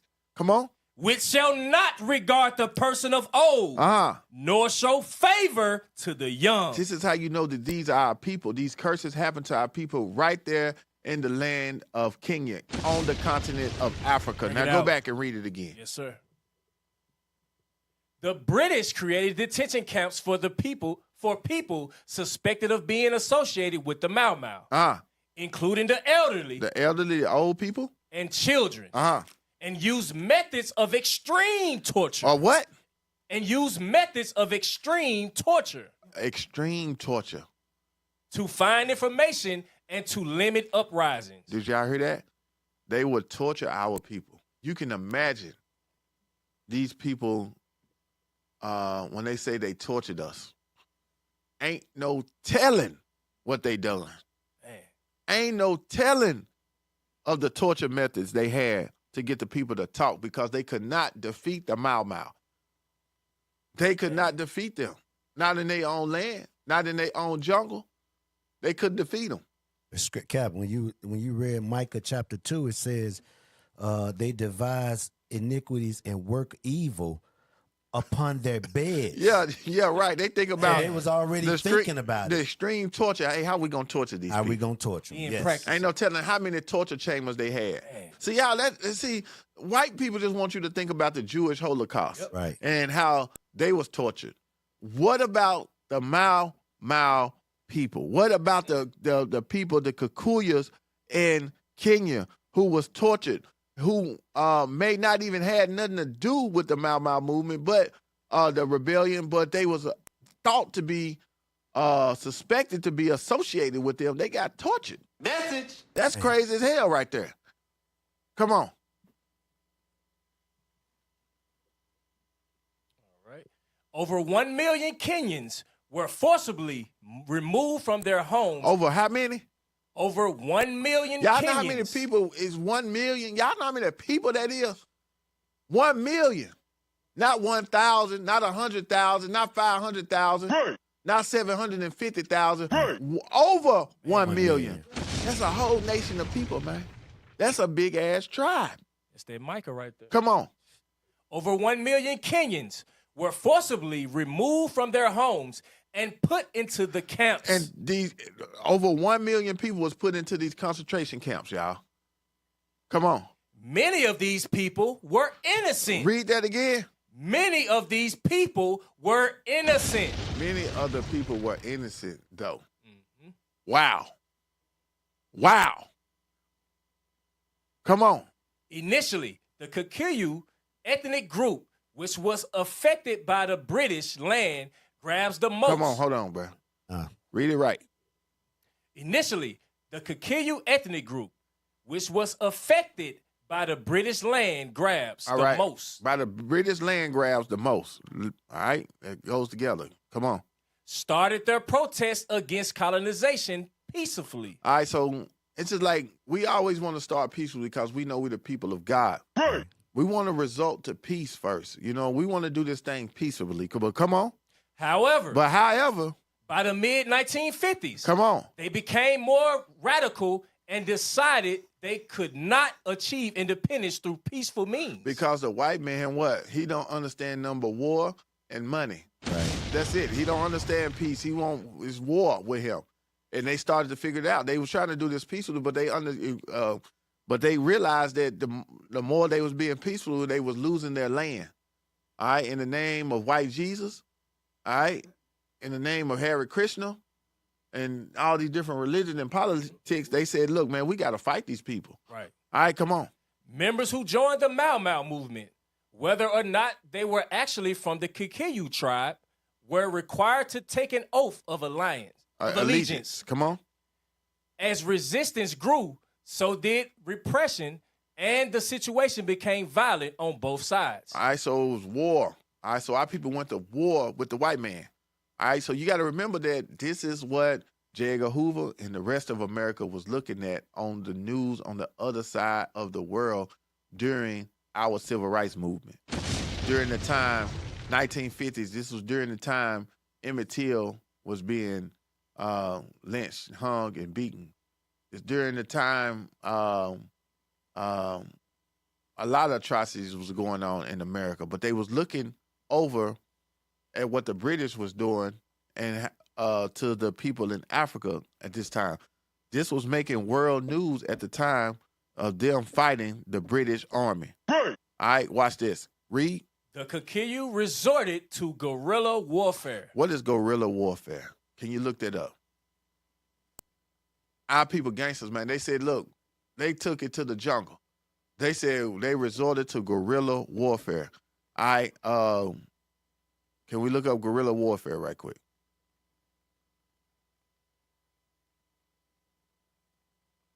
All right.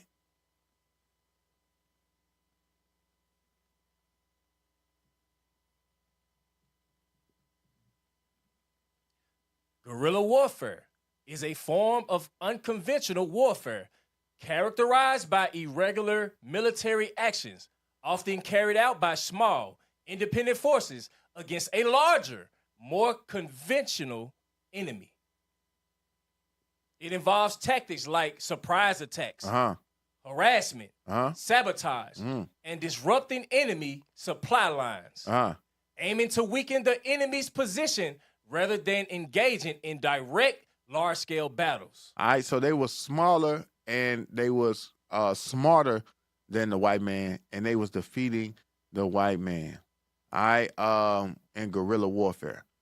All right, guerrilla, it says unconventional tactics, guerrilla tactics, including ambushes, sabotage, raids, hit and run attacks. So, they was a beast, all right, in the jungle. It's basically picking them off. Yeah, they was picking them off in the jungle. All right, they couldn't figure out where they was at, where they was hiding. They was smooth like butter in the jungle.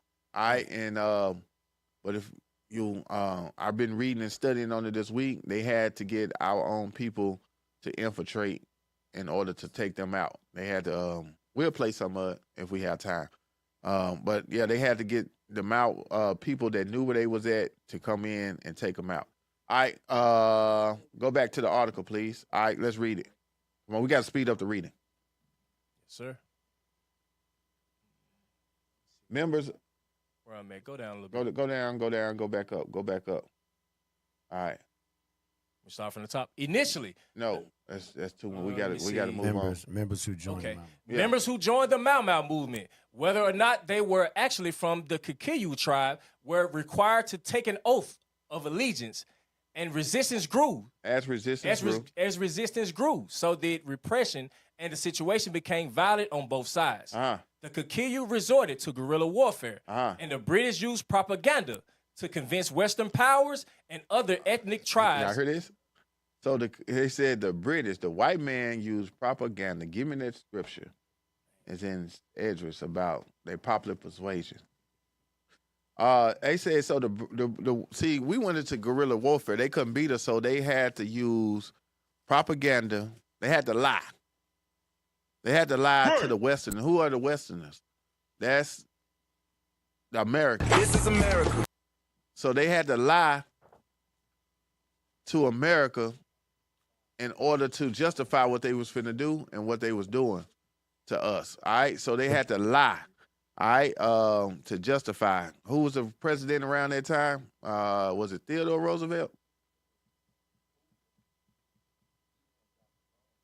All right, so I don't know what year this was. I don't know. Come on. The book of 1 Esdras, chapter 5 and verse 73. And by their secret plots and popular persuasions and commotions, they hindered the finishing of the building. All right, so they always had secret plots, and they would, what? Create chaos and commotions. All right, now go back. Okay. All right, it says Kikuyu, yeah. Okay, the Kikuyu resorted to guerrilla warfare, and the British used propaganda to convince Western powers, America, and other ethnic tribes in Kenya. All right, the other tribes. That the Mau Mau were fanatical, secretive, and the common enemy of both the British and the rest of the indigenous Kenyans. So they made the people believe that the Mau Mau was the enemy of the Kenyans, right?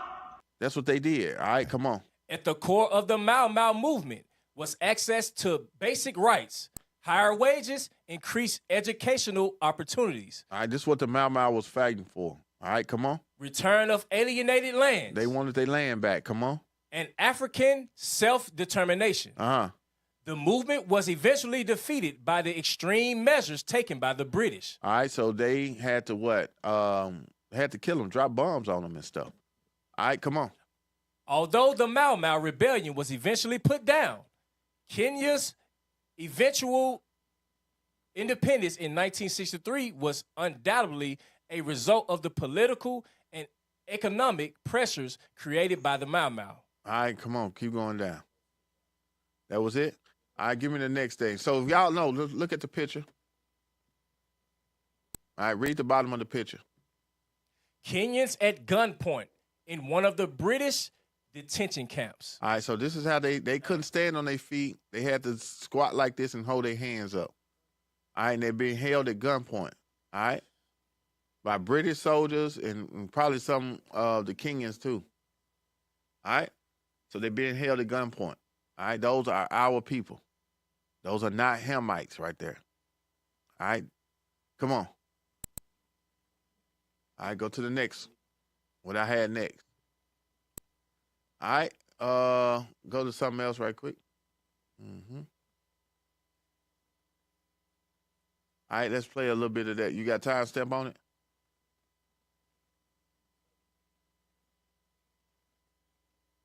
Okay, I can't remember. All right, let's look at some of it. Yeah, skip right there, play. A very British way of torture. All right. It really flips the script as to who is uncivilized.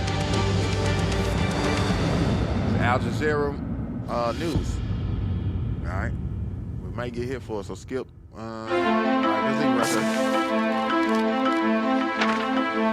there. When the British decided to leave Kenya in '63, they took with them more than 1,500 government files, all marked top secret.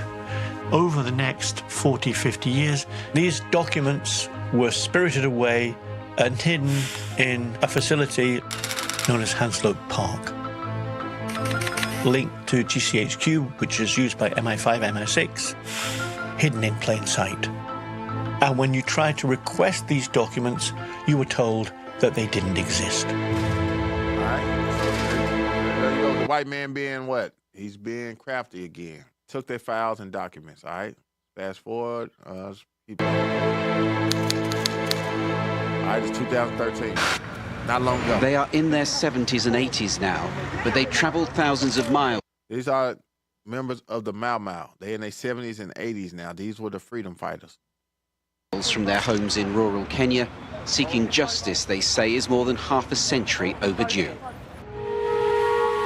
They want reparations. I was involved in the Mau Mau legal case in 2011-2012 as an expert witness, and a request by the court in the Mau Mau case brought the Hanslope disclosure to light. However, the British government deliberately settled the case out of court in order to avoid a full hearing where the details of what had happened would be rehearsed. They knew it. They wanted only to deny. All right, so they're seeking reparations, all right? And he doesn't look like a Hamite to me. No, not at all. And therefore, only a very small fraction of the documents were actually used. And it's only now, several years on, we've had time to look at these documents more closely, that we can really begin to tell you what those documents revealed.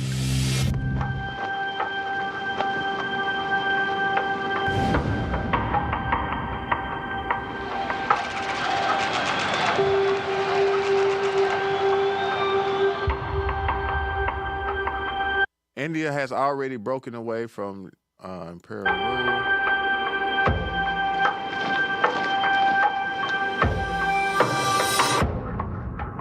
Kenya remained a key colony for the British in Africa.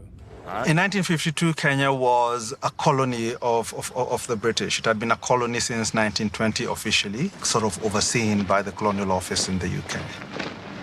So the reality is the British came here to take stuff, not to help us out. We have a group of white settlers with hundreds, some even thousands of acres of land, living very lavish, hedonistic lives at the cost of the people who we work for. So these are people working in the fields with their babies on their back and look similar, huh? Look like just like what that. we was going through in slavery. Exactly. And this was 1950s, all right? For them. The British got a little bit greedy, and we wanted more land. They wanted more land. They wanted to cover more fields and take it by violence. In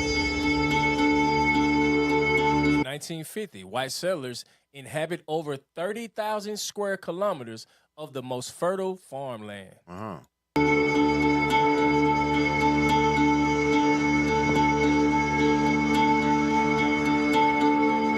100,000 Kenyans are forcibly resettled in tribal.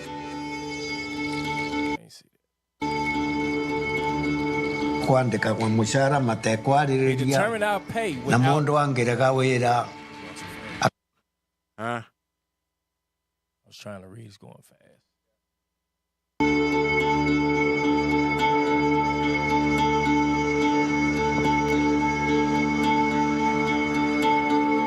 Over 100,000 Kenyans are forcibly resettled in tribal reserves. All right, so he's a Mau Mau veteran speaking. They determined our pay without recognition. Negotiation. Come on, bro. You all right? A little tired. But They determined our pay without negotiations. All right, come on. I got it. Kwandika kwa mushara matekwariria na mundu ang. The Mau Mau uprising. Damn. All right. Let's look at it. The Mau Mau uprising was a peasant uprising. They were standing up against the British, demanding return of their lands. And actually So this is part of the army. So this was their army. They even made their own guns as well. I think this tall guy, I think this may be, I'm not sure, the Don Kamati. All right. Money for independence. And you notice they got dreads. We're going to get into that too. There was something like 25,000 fighters. They were mostly individuals who had been in some way disinherited or had their land dispossessed. They were the have-nots, if you will, of African society.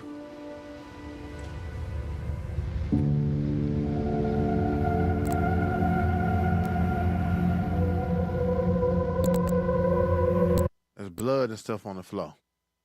The Mau Mau begin targeting a small number of white settler families. You had really gruesome cases of...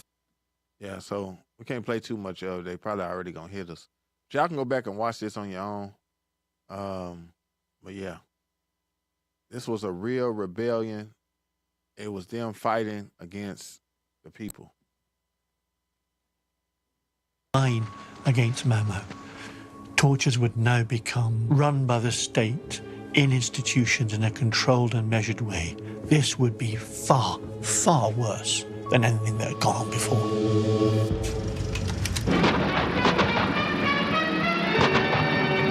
By 1956, only 1,000. So that's them being captured. All right. They would go into the woods and they would capture the fighters. Mau Mau remained at large. The leaders were captured and temporary peace was restored to the African jungle.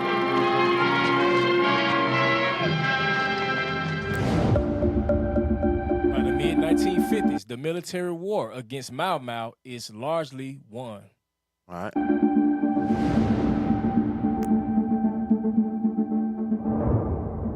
To encourage defections from Mau Mau, the British offered an amnesty.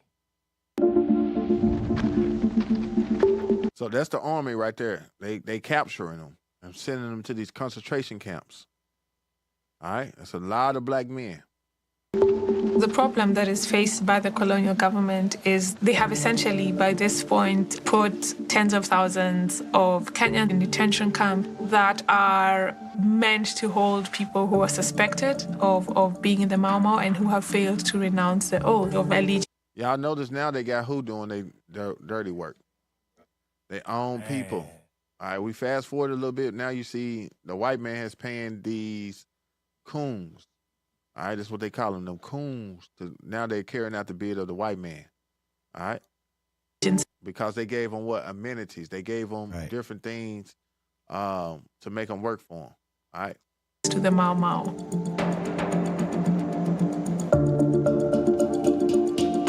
By 1955, that's over 80,000 people that have been detained in this whole set of camps across the breadth of Kenya. But the colonial government doesn't want to let them go simply because they have to. They want to All right, so y'all can read the rest on your own. I want to keep watching it, but hey, that's some good stuff right there. Y'all can watch the rest of it on your own. Let's go back into Telegram right quick and pull me up my next thing. All right. So a lot of people don't know the history on the Mau Mau Rebellion and what it is, that it even existed, that black people was put in concentration camp by the British before the white man was put in concentration camps in Germany and the Holocaust. All right. So let's read about the Don Kamati. All right. The Don Kamati was a freedom fighter. He was one of I got a chance to see a statue. I think I put a picture in the chat. All right. They do got a statue in the CBDC area. I think I'm saying that right, in Nairobi, Kenya. But this man right here was, they say he was a fierce fighter. He fought for the people. He's very smart and he's very intelligent. And you notice his statue, they have dreadlocks, all right? So in Africa, when you wear long hair, it's a sign of rebellion. I didn't know that. So, because when we was in Africa, we was wondering why does everybody have their hair cut? They have no beards. They don't have they They head are shaved bald, most of them, and they have no beards. They may have a little Hitler mustache or something like that, but they don't. The majority of the men, they will not grow their hair out because they look at that. The white man look at that as a sign of rebellion. Why? Because of the Mau Mau movement. They had dreads. They took the vow of the Nazarite, and they would not cut their hair. All right, so let's read. Let's play this. Read this about Dedan Kamati. And he was of the Kikua tribe, and he was Bantu. Let's read. Dedan Kamati, born Kamati. All right, don't worry about that. Yes, sir. Of October the 31st, 1920. All right, so that's the same year my granddad was born. So him and my granddad would have been the same age right now. Come on. Through February the 18th, 1957. They killed him when he was 36 years old. Come on. Was the leader of the Kenya Land and Freedom Army during the Mau Mau Uprising. 1952 through 1960, against the British colonial rule in Kenya in the 1950s. He was captured by the British in 1956 and executed in 1957. All right, so they caught him and executed him. He was a bad brother. All right, come on. Kenya gained independence in 1963. Kamati is credited with leading efforts to create formal military structures within the Mau Mau. And convening a war. Convening a war council in 1953. He, along with Musa Bubu. All right, so these are different names, right? Click on Musa. All right. Click on his name right quick. Click it. All right, I want you to pull it down. Read about him right quick. Musa in 1925. Musa means Moses too. That's another name for Moses, Musa. But come on. Through 1993, was a Kenyan revolutionary leader of the Mau Mau in Meru, and the highest-ranking Mau Mau leader who survived the war without being captured. Okay. Together with Field Marshal Dedan Kamati. All right, so he was one of Dedan Kamati's, one of his men. All right. I pulled this for some reason. I can't remember.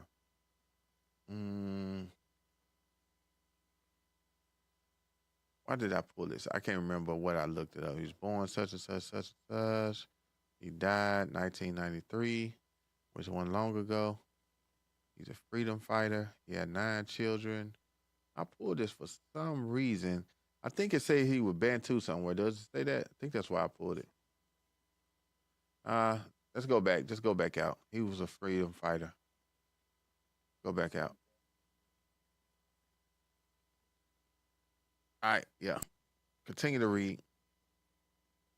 So this is Dedan Kamati. Dedan Kamati. All right.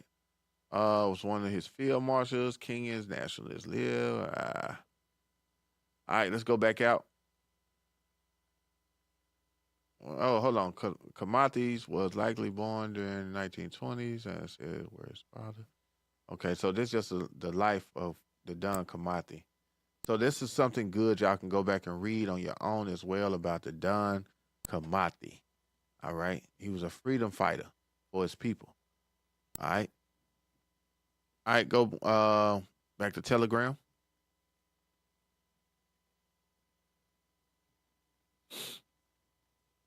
Yeah.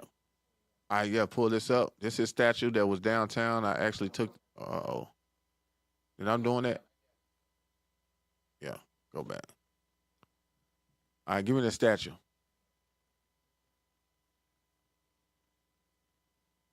All right, yeah, so yeah, give me that statue. So that's a picture I actually took when I was down there. All right. All right. That's him. Zoom in on it. You'll see him with the dreads. They always, the Mau Mau soldiers, they got older, they wore dreads or braids. Pull it down. Keep going in, zooming in. Like they shot it up too, Cap. Yeah, look like. Now, they had a ride down there last year, and and they killed 60 people, I believe. I'm gonna do that on another show too. All right, you can go down. Just want y'all to see the statue of the man. Hey, go back to. Did they have a picture on that article, that Wikipedia article I just posted? Or pull a picture of them up. Well, go back out to Telegram. All right. So that's the Don Kamati. All right. Pull Telegram up. Yeah, you can pull that one up. That's him.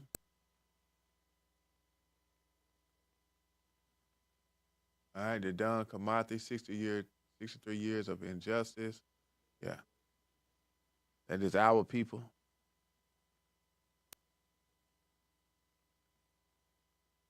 All right, go back out. Telegram.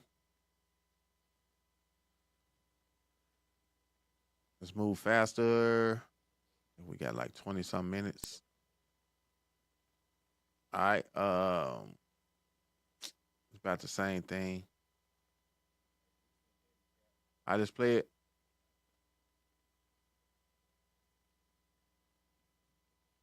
Where your timestamps was at. All right, so y'all check this out.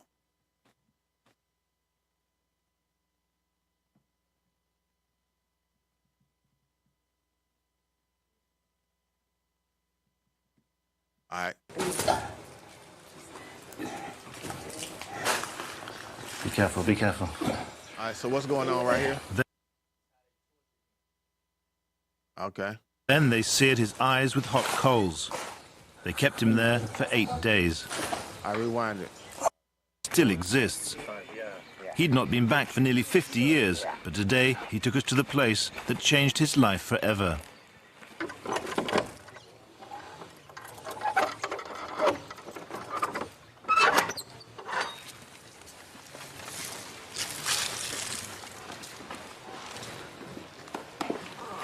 Kenyari fought for Mau Mau for 3 years before being captured.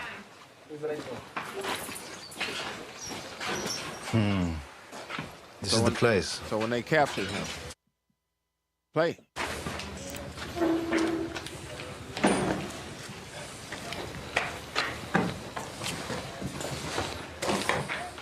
You can imagine all the memories coming back in his head. He went back to his torture chamber. This is the cell where I spent a long time.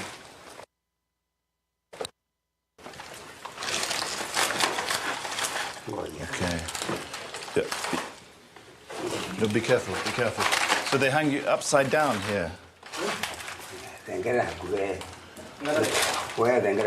Come close, I'll show you.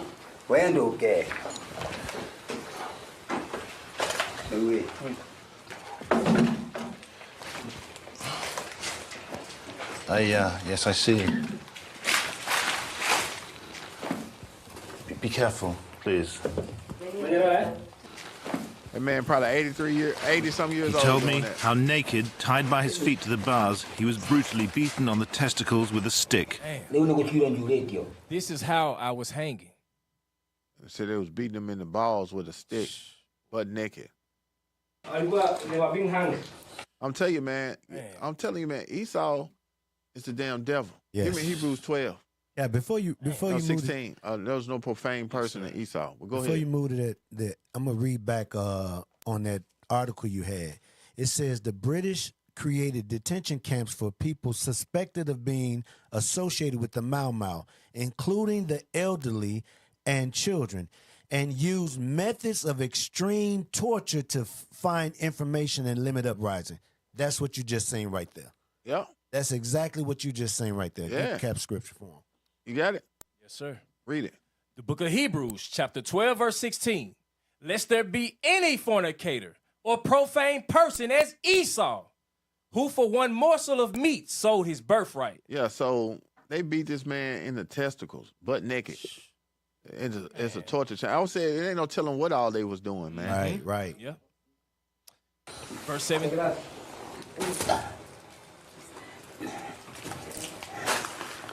Be careful, be careful. Then they seared his eyes with hot coals. They kept him there for 8 days. Okay. Ooh, are you okay? I was hung upside down. Later, I was booted in the groin.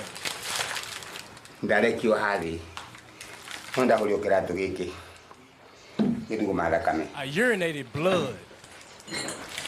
I defecated as well. I was beaten until my stomach swelled. Look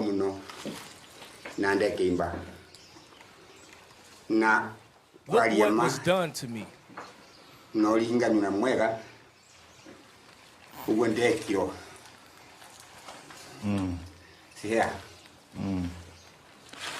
It's a scar. That was the operation afterwards. Yes. Yes, to remove blood. Who did this to you? A white man nicknamed Chop Wood.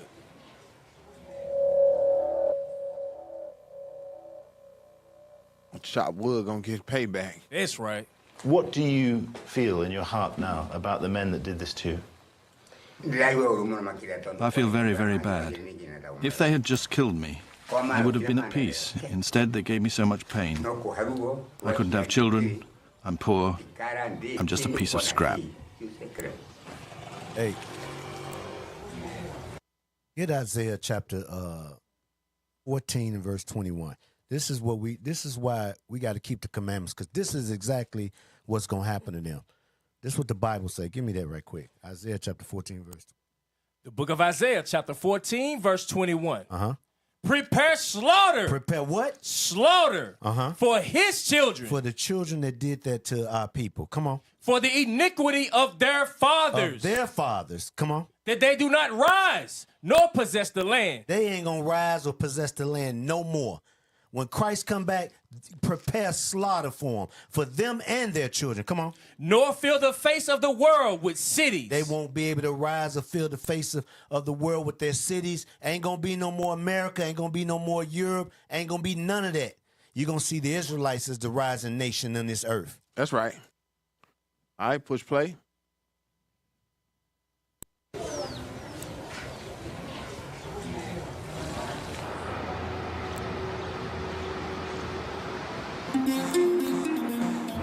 So that's where he was holding camp right there at the archives building. Yeah. So. Respondents, but wonder whether tighter measures could not. Let's go to something else right quick. Did you have another timestamp? Okay, so yeah, y'all have to go back and read this on your own for time's sake. We got to keep it moving. And look at this, the stuff on your own. What you got? Telegram. I can't see. All right, now we don't have to play that one. We don't have to play that one. Let me see here. All right. What is this? What is this? We got to watch these. What is this? All right, let's do this. So just to show y'all that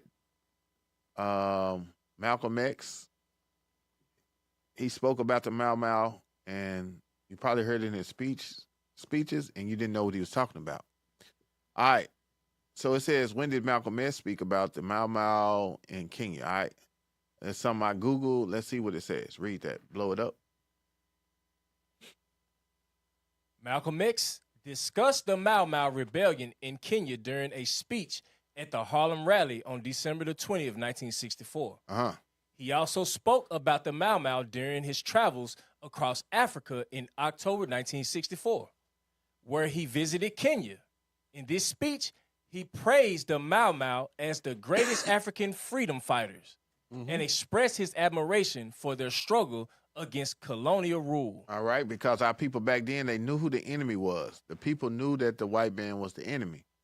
All right. Was that it? Yes, sir. Unless you want to read some. December 1964, Harlem rally. During a rally in Harlem, Malcolm X spoke about the Mau Mau, calling them the greatest African freedom fighters. All right, it's saying the same thing. Now go back out.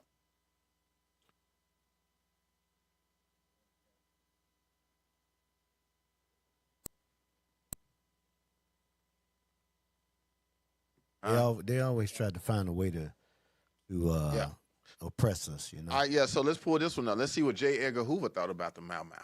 Because y'all got to remember, during that time, that's when J. Edgar Hoover said what this threat to America was what? Negro unity. So he was looking at the Mau Mau, and he noticed when these people was unified, they was beating the British Army. All right, so he said that was a threat to the well-being of America, the American society. This is why he launched all-out war. He had been launched all-out war against the black community. All right, let's read what J. Edgar Hoover, says.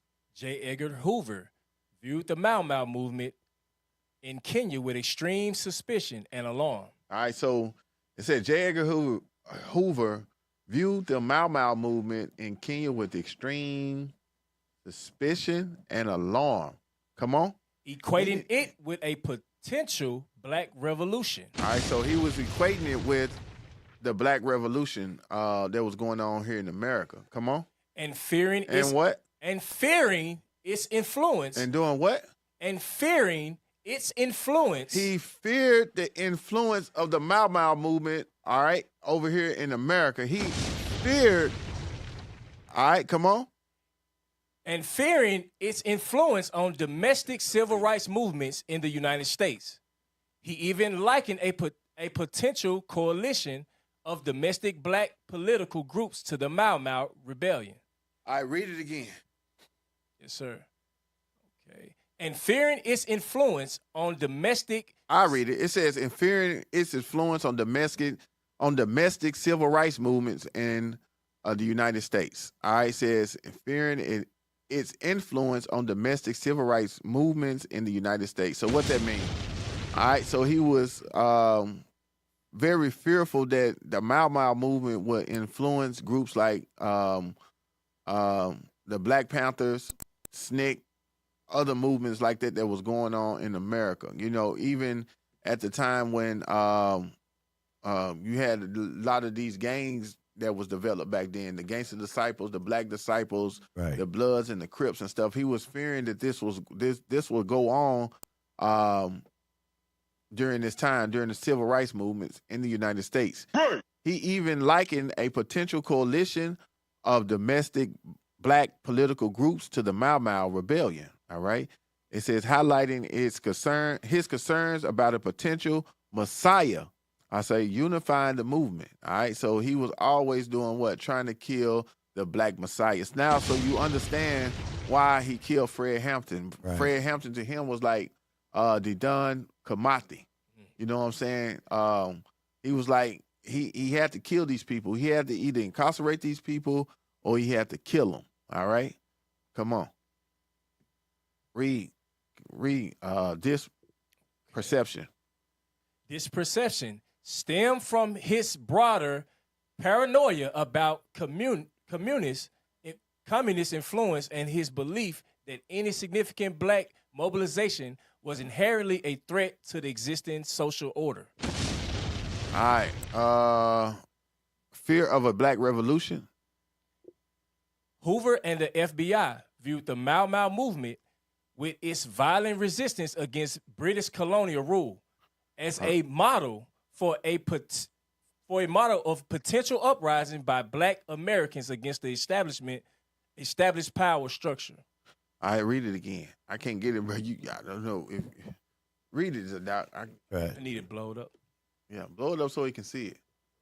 Hoover and the FBI viewed the Mau Mau movement with its violent resistance against the British colonial rule as the model for potential uprising by the black Americans against the established power structure. Yeah, so they was fearing that the people would see the Mau Mau movement and they would follow them and it would be an uprising over here in America. Right. All right, come on. Equating Mau Mau with domestic civil rights activism. Come on. The FBI's COINTELPRO program designed to counter domestic groups deemed subservient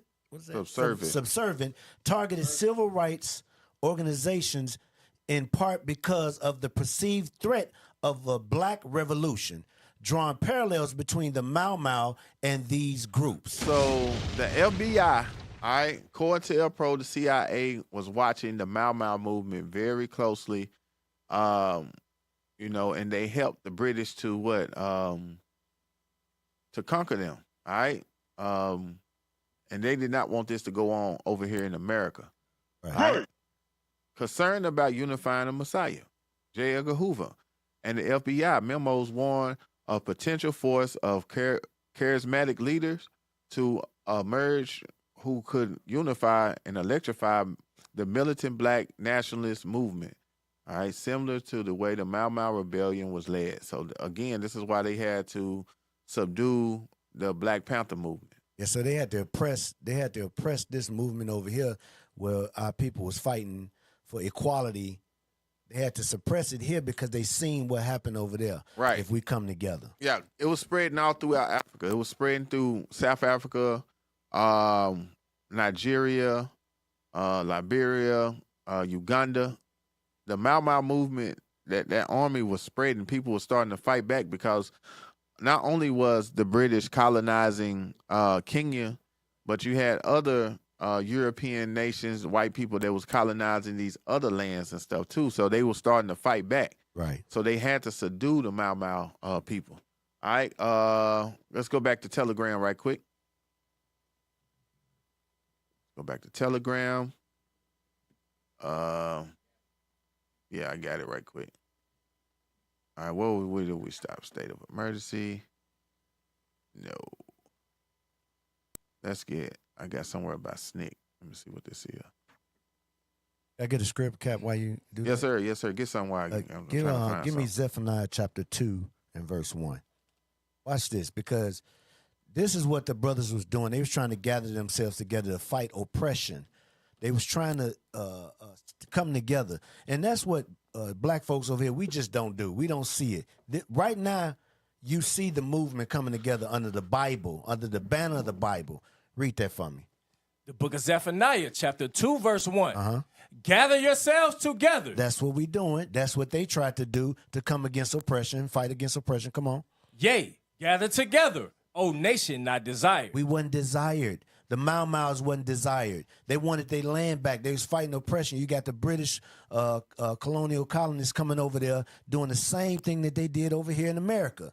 They did the same thing. And then you got J. Edgar Hoover over here trying to oppress us from a rise and going up. Black Panthers, Cap, if I'm not mistaken,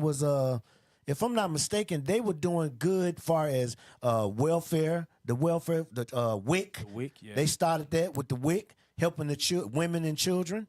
So this is what the Bible telling us to do. Gather yourselves together. Give me Hebrews 10 and 25. So it's all through the Bible. We got to come back now as the Israelites and keep God's laws, statutes, and commandments. But they didn't know that at the time. But the Spirit was on them to gather together and fight the British colonizers to fight them. Because they tried it peacefully. But we don't do it with the Bible. We got a Lord and Savior that's going to come, and the black Messiah that's going to come and fight for us. Come on. Book of Hebrews, chapter 10, verse 25. What I want? Not forsaking the assembling of ourselves together. That's what we trying to continue to do here in IUIC. Come on. As the manner of some is, but exhorting one another. Exhorting one another with the scriptures. We ain't doing it violent. We ain't doing it that way. We understand that. Come on. And so much the more as ye see the day approaching. Hey, when Christ come back. That's the day we see Christ coming back. And if you're not walking according to these commandments, you're going to get that destruction. Along with the other nations, as it says, prepare slaughter for their children. Yeah, that's right. Hey, pull this article up. Just want to show you. This is what J. Edgar Hoover feared back in the 60s. It says, Black Power in the 60s plant seeds for Uhuru movement. All right, I don't know if I said that right. Uhuru movement. All right, it says okay, read it. What up? Blow it up so he can read it. Blow it up good so he can see it.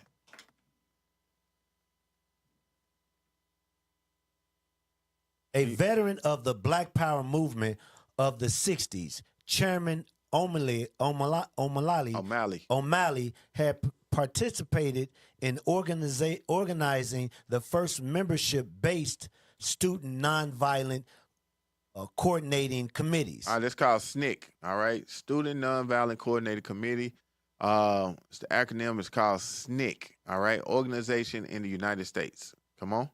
The organization in the United States. The fact that it was a membership organization built entirely by local communities distinguish it from the. All right, blow it up. Is that far as you can blow it up? Thank you. All right. Distinguishes it from the staff-based volunteer structure used by SNCC everywhere else, and gave it a more similar character to the Black Panther Party, which was being organized in Oakland, California during the same period. All right, by 1966. By 1966, SNCC was under fierce assault by the U.S. government. All right, that's COINTELPRO. Come on. And in December of that year, Chairman O'Malley, then known as Joe Waller, was arrested for tearing down a degrading racist mural from the wall of the St. Petersburg, Florida City Hall during the demonstration. For this courageous act, he won both the respect and admiration of the African community in St. Petersburg, as well as the fear and hatred of the white power state. He was sentenced to 5 years in prison. For tearing down the statue, he was sentenced. Come on. By 1968, SNCC had been effectively destroyed, but the Black Panther movement began to take on revolutionary characters, even as it was struggling around organizational form and the various ideologist trends and existed within it. It was 1968 that Chairman O'Malley organized the Junta of The Junta of Militant Organizations. It's JOMO. JOMO, a Black Power organization similar in goals and structures to the Black Panther Party, which was growing in influence in California and the northern cities of the U.S. The name reflected a growing awareness of our connection with Africa. The acronym JOMO was appropriated from the Joe. I says, read it right. Can't see it. It says the acronym JOMO was appropriate from Jomo Kenyatta.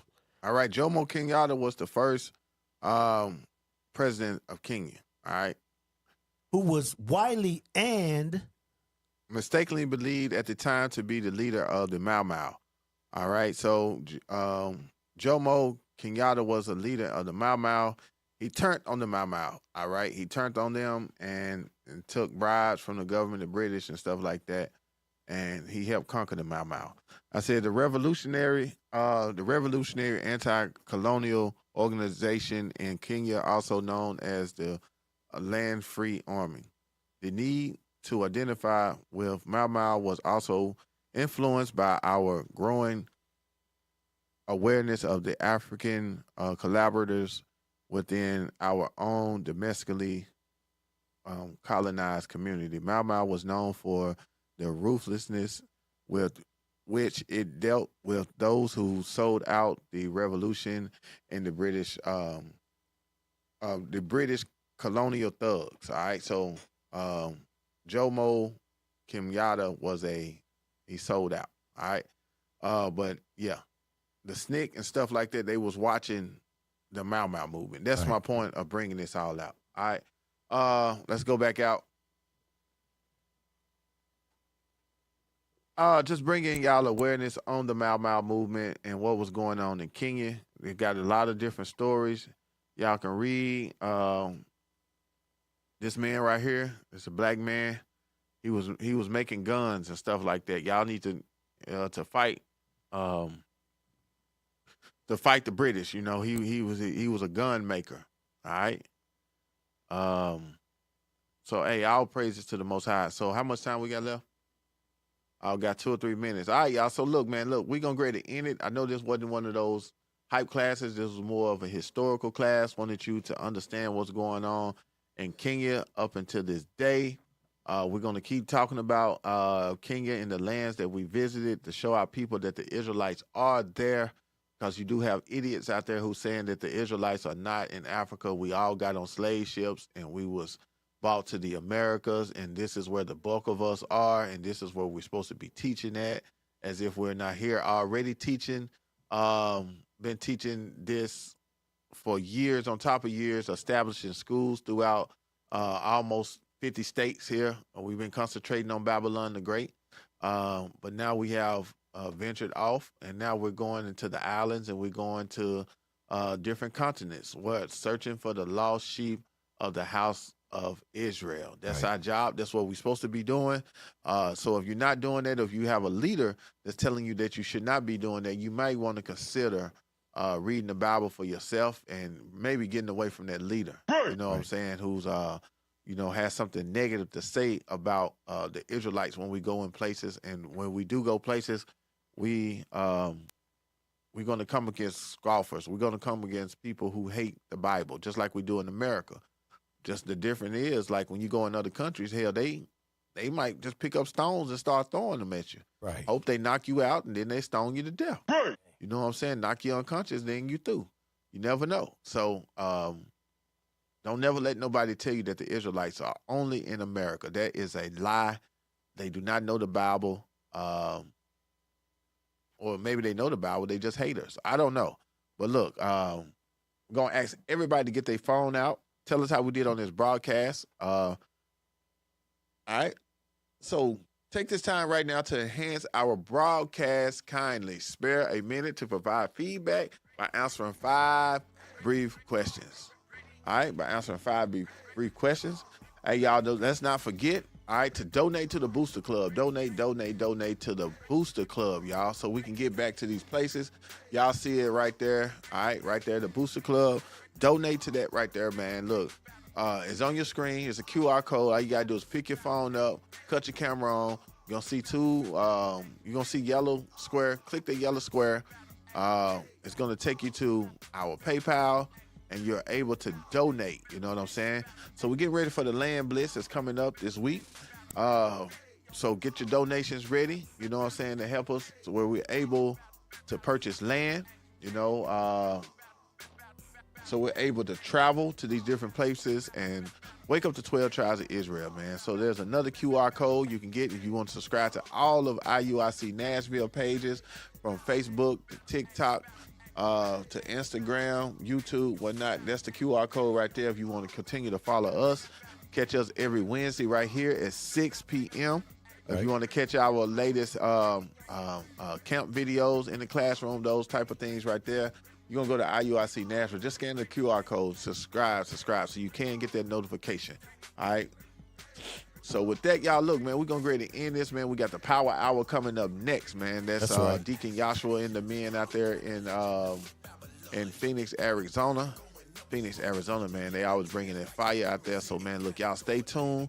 Go to their page. If you can't find it on in the classrooms or anything, go to IUIC Phoenix, all right? Or go to their YouTube or whatnot, and you should see the next class that's coming on, man. So, hey, all praises to the Most High, man. Want to give thanks to the Most High for allowing us and giving us the wisdom to bring out these type things. This would not be the last class on Kenya, and bringing out more things about the Mau Mau movement and how they fought for that land, they fought for their people, but they was conquered by white people, and when white people conquered it, they gave them religion, and they pushed white Jesus and Christianity and Roman Catholicism all through Africa now. That's why when you go to Africa, you see a white Jesus on a black continent. He's everywhere. He's everywhere. They have pushed that. So it was part of their colonization was to teach them religion and keep them divided and keep them conquered. All right. So the fact they do not know who they are anymore, and they are following the customs of white people and Christianity. just like we do here in America. All right, we under the same curses. All right. All right, so with that, man, we're going to get ready to get out of here. We're going to say shalom, most high in Christ bless. All right. Y'all stay in the spirit, all right? Battle act. Battle act.